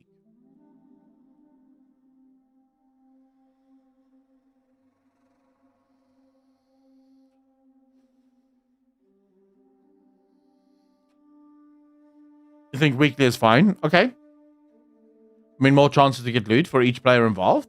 Well, yeah, the only reason I'm thinking of this is if you're a particular guild that's very reliant on gear, you now have the opportunity to restart the bosses and get another opportunity for more gear twice as fast rather than having to wait an entire week. And I can tell you, as someone that used to run both a hardcore guild, but then also have like an alt run that we did with players that weren't good enough for the main team.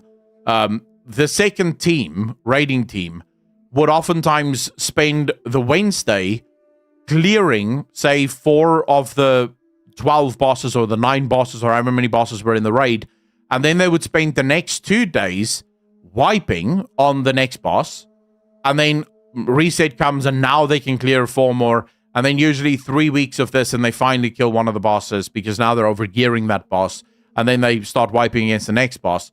So it sort of makes it like this giant, there's 2 days that are just basically dead raiding days. Because you're not going to kill the boss. You're just not good enough. You need more gear for it. But anyways, yeah, I don't have like a horse in this race. I was just interested in hearing what the raiders said of this. From previous X-Packs, should reset daily and a token for bad luck that can be used to buy XYZ after X kills. Eternal Night, I've said this before. I like that idea. I'm all for that. I just quickly want to scan here because I don't want to steal his entire interview here. So you have the crests that's making up for it. The only ones groups prioritize Mythic Plus, more complicated. Some raid buffs. Okay, so they talk about raid buffs as well in this, and they're talking about specifically how they balance raid buffs. I feel like since raid buffs have returned to World of Warcraft, they have never regained the glory of the old ones. I don't know if you guys remember, if any of you even played back then, but how raid buffs used to be, it just feels like we've never gotten back to how it used to be. I don't know. Maybe that's just me. Maybe I don't raid enough, but it just, I don't know. I don't get the same feeling from raid buffs as I used to.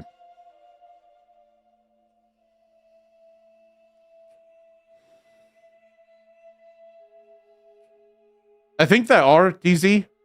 I think the Awaken system is going to be a lot more. There was something else that I wanted to quickly discuss here before we move on. Let me just see. Which one was it?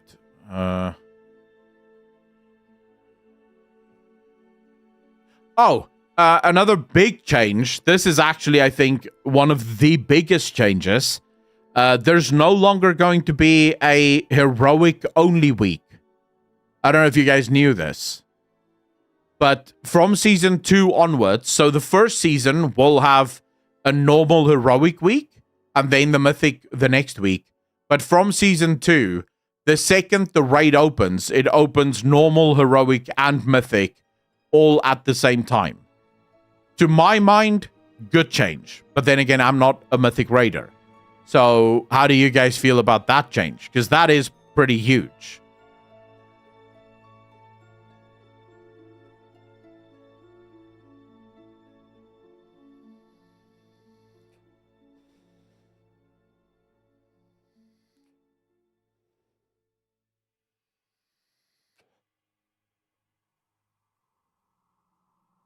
Small butthurt from the World First Racers. I don't know if that's true, though, because most of the World First... I think, actually, this change was made for the World First Raiders. Because if you think about it, one of the big complaints about World First events is the first few weeks of it is super fucking boring. Because the guilds are just clearing normal and heroic. Looking for gear, right? Whereas Blizzard is now sort of going... Whoever gets into the raid first might fucking clear it. So let's go. So it is sort of like now it becomes much more of a race. No more stupid split runs. No more wasting your time just spamming heroic and normal. You basically now just want to get as much gear as you can get and then instantly into mythic to go and fucking kill the mythic bosses. Because, yeah, it's a real race now. And now it also impacts strategy, right? Because whoever comes up with the best strategy is going to win the race. Like, how much time are we going to spend actually farming normal and heroic before we get into the mythic? This is going to be some real good shit, in my opinion. I sometimes want to go on hard mode and then on mythic, but we have to wait 1 week or more, and that is annoying. But, yeah. I know for my old guild, this would have been a major change. Because we were way too good for heroic. And we were just good enough for mythic. So we would usually kill the final boss in mythic, say with like 2 or 3 weeks before the end of the patch, right? We would take down the final boss in mythic. So what would happen is we would smash through normal and heroic in one evening, so on the Wednesday. And then raid night's over. Right? There's no more raiding this week. We're waiting for Mythic to open up the next week. And that's really boring. Whereas back in the day, we would have smashed through normal and heroic day 1 on Wednesday. And then Thursday, we're in Mythic. Now we're, killing the bosses in Mythic. Which would be a lot more fun, I think, for many guilds. Just make it a lot more fun. They also spoke about WoW and the different audiences of WoW. And how finding solutions to all of these audiences are very, very important to them.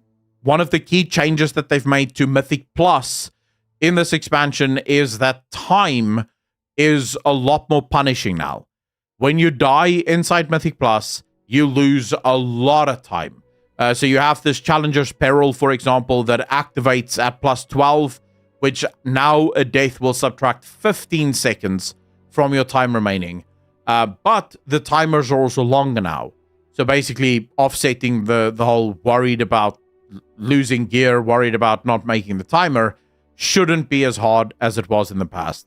I'm just quickly seeing if I missed anything. Oh, Blizzard also said that they're not against the idea of adding more support classes.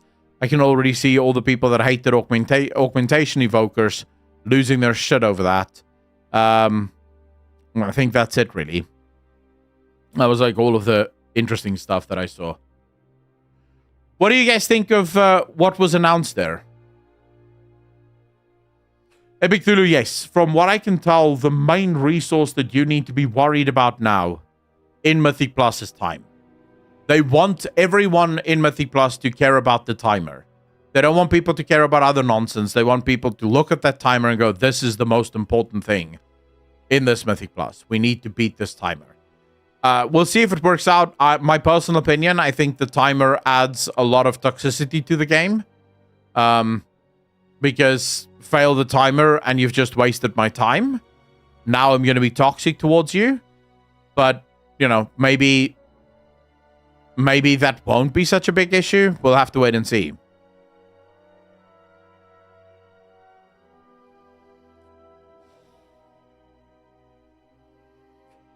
Teasy, you're making a joke now, but I've been thinking about those challenges that we did in Mist of Pandaria. And I've been wondering, why won't Blizzard bring those back as well? But not like hide Mythic Plus behind them, but just bring those back. Like update them, make them more difficult, and just have those single player sort of mobs. That shit was so fun.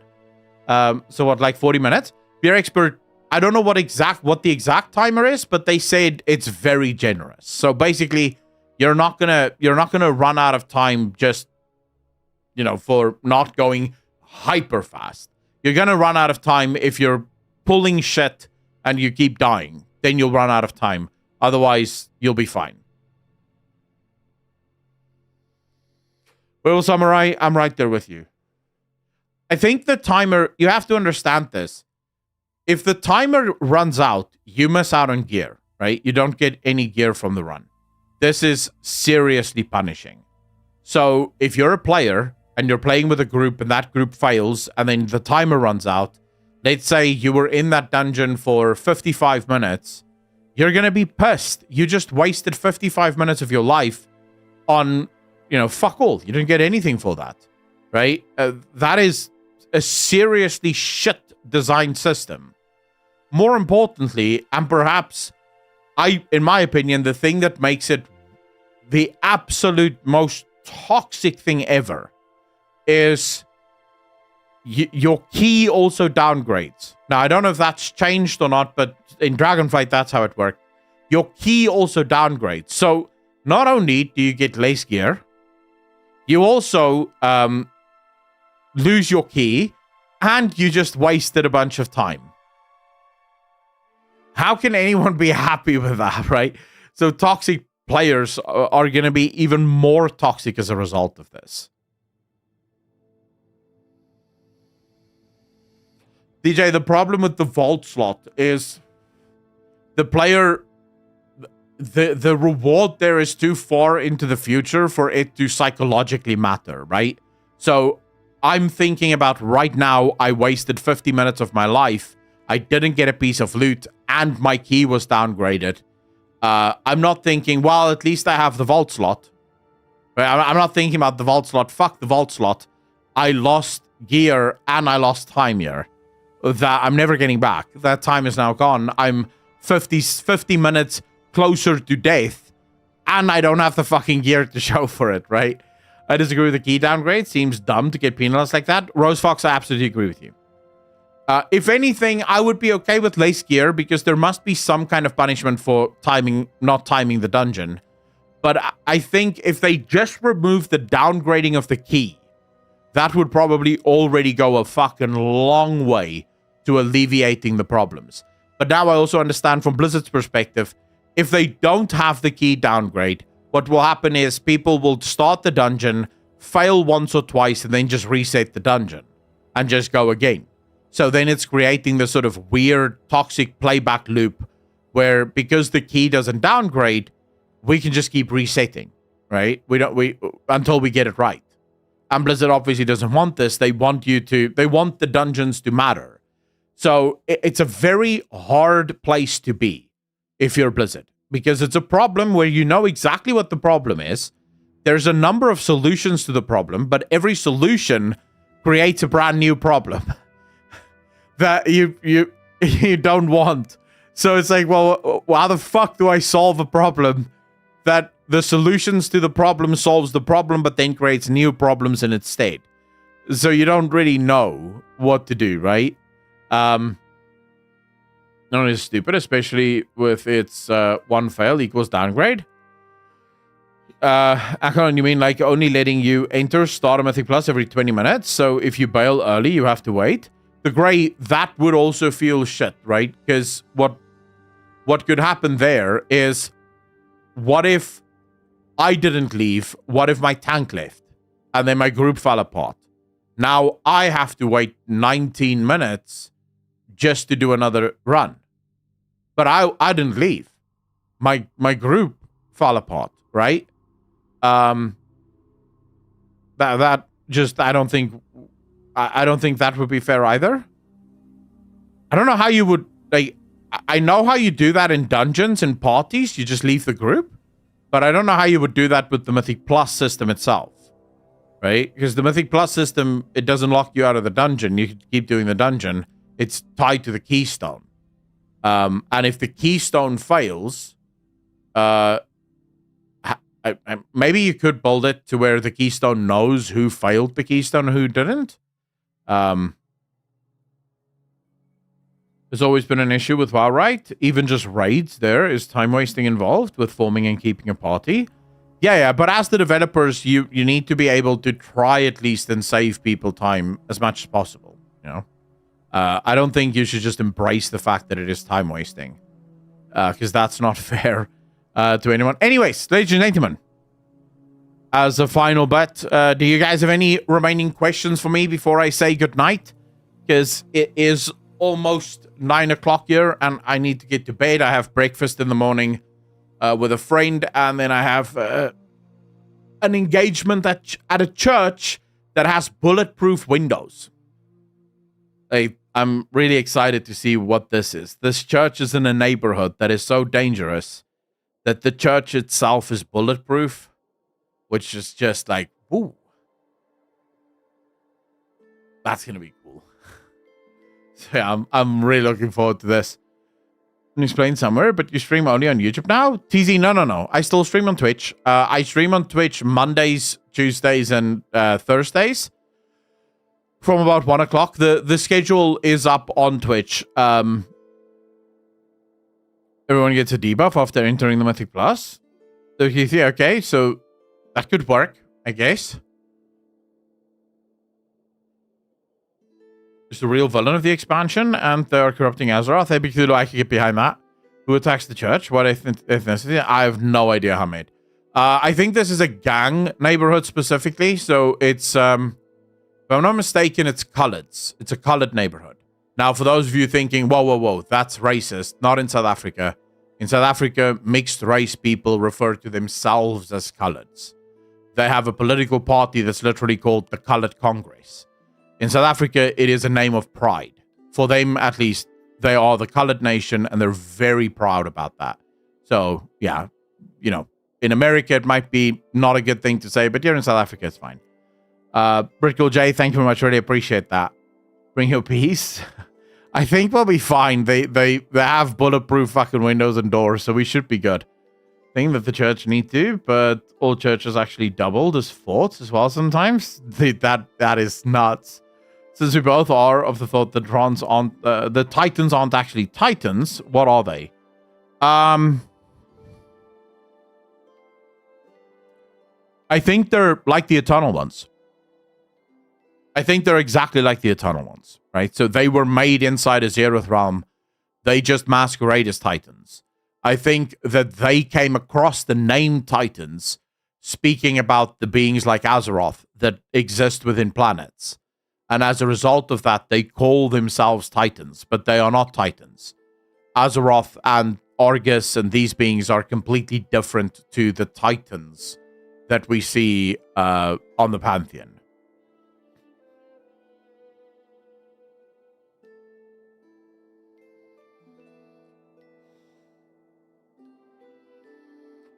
Chris, no, I don't watch speculation from other content creators. I find it influences me and then screws up my own theories. And I kind of like the idea of different content creators bringing their own perspectives to WoW, right? And the last thing I want is eventually you have every content creator just, you know, sort of saying the exact same thing because they're all watching each other's content and being influenced by each other.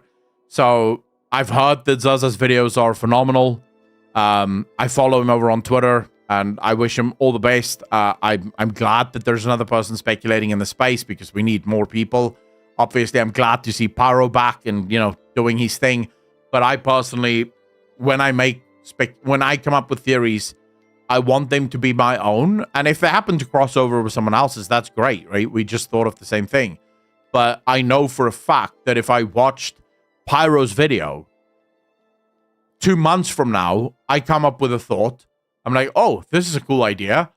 And I start thinking about it, and I think, oh, this is just the greatest idea ever. But meanwhile, it's actually Pyro's idea that I heard 2 months ago, just slightly tweaked. And so the community, I think, misses out on unique speculation theories in that regard. So it's rare. I will sometimes watch other content creators, but it's rare. It has to be like just a blowout theory that I've never, ever considered. And the whole community fucking begs me to watch the video. Then I'll watch it live on stream. But short of that, it's very rare. Crackpot time. What if the Titans were the faceless ones before they lost their faces? I don't know. I mean, you're taking the whole faceless one thing very seriously, but it is possible. You have those what the faceless ones could be are fallen constructs, because you have the constructs that rebelled against the Titans, right? And against Odin and Tyr and those ones. So it could be servants of the Titans that fell, and the void made them into faceless ones. So that is possible.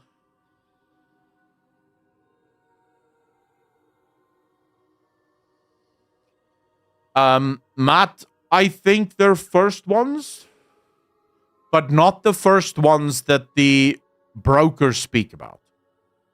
I think they are first ones, but I think the first ones that the brokers speak about pretend to be first ones.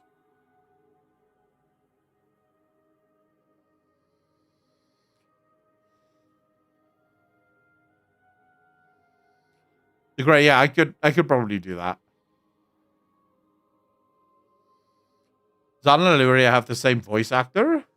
Check it out next time. See if you find similarities. Hamed, I will say, if that is true, I'll go listen to it again. I haven't picked that up yet. But if that is true, my theory that Alleria is in fact Xal'atath and that Xal'atath is in fact Alleria just starts to make a hell of a lot more sense. Right? Like, now I'm starting to fucking cook here. But yeah, okay, ladies and gentlemen, I really appreciate all of you for coming out to hanging out with me. I want to say a big thank you to God of War for the $5, to Nerd for the 40 months part of the DJ Nation, and of course to Ryan for the $5. I really appreciate the donations. Wyfan becoming a new member of the DJ Nation. Appreciate you. Thank you, thank you, thank you. And of course, remember, guys, for $5 a month over on Patreon, you get access to the giveaway on the 25th. And that giveaway will keep scaling. As we get more people into the Patreon, eventually I'll start giving away graphics cards and all the rest of it.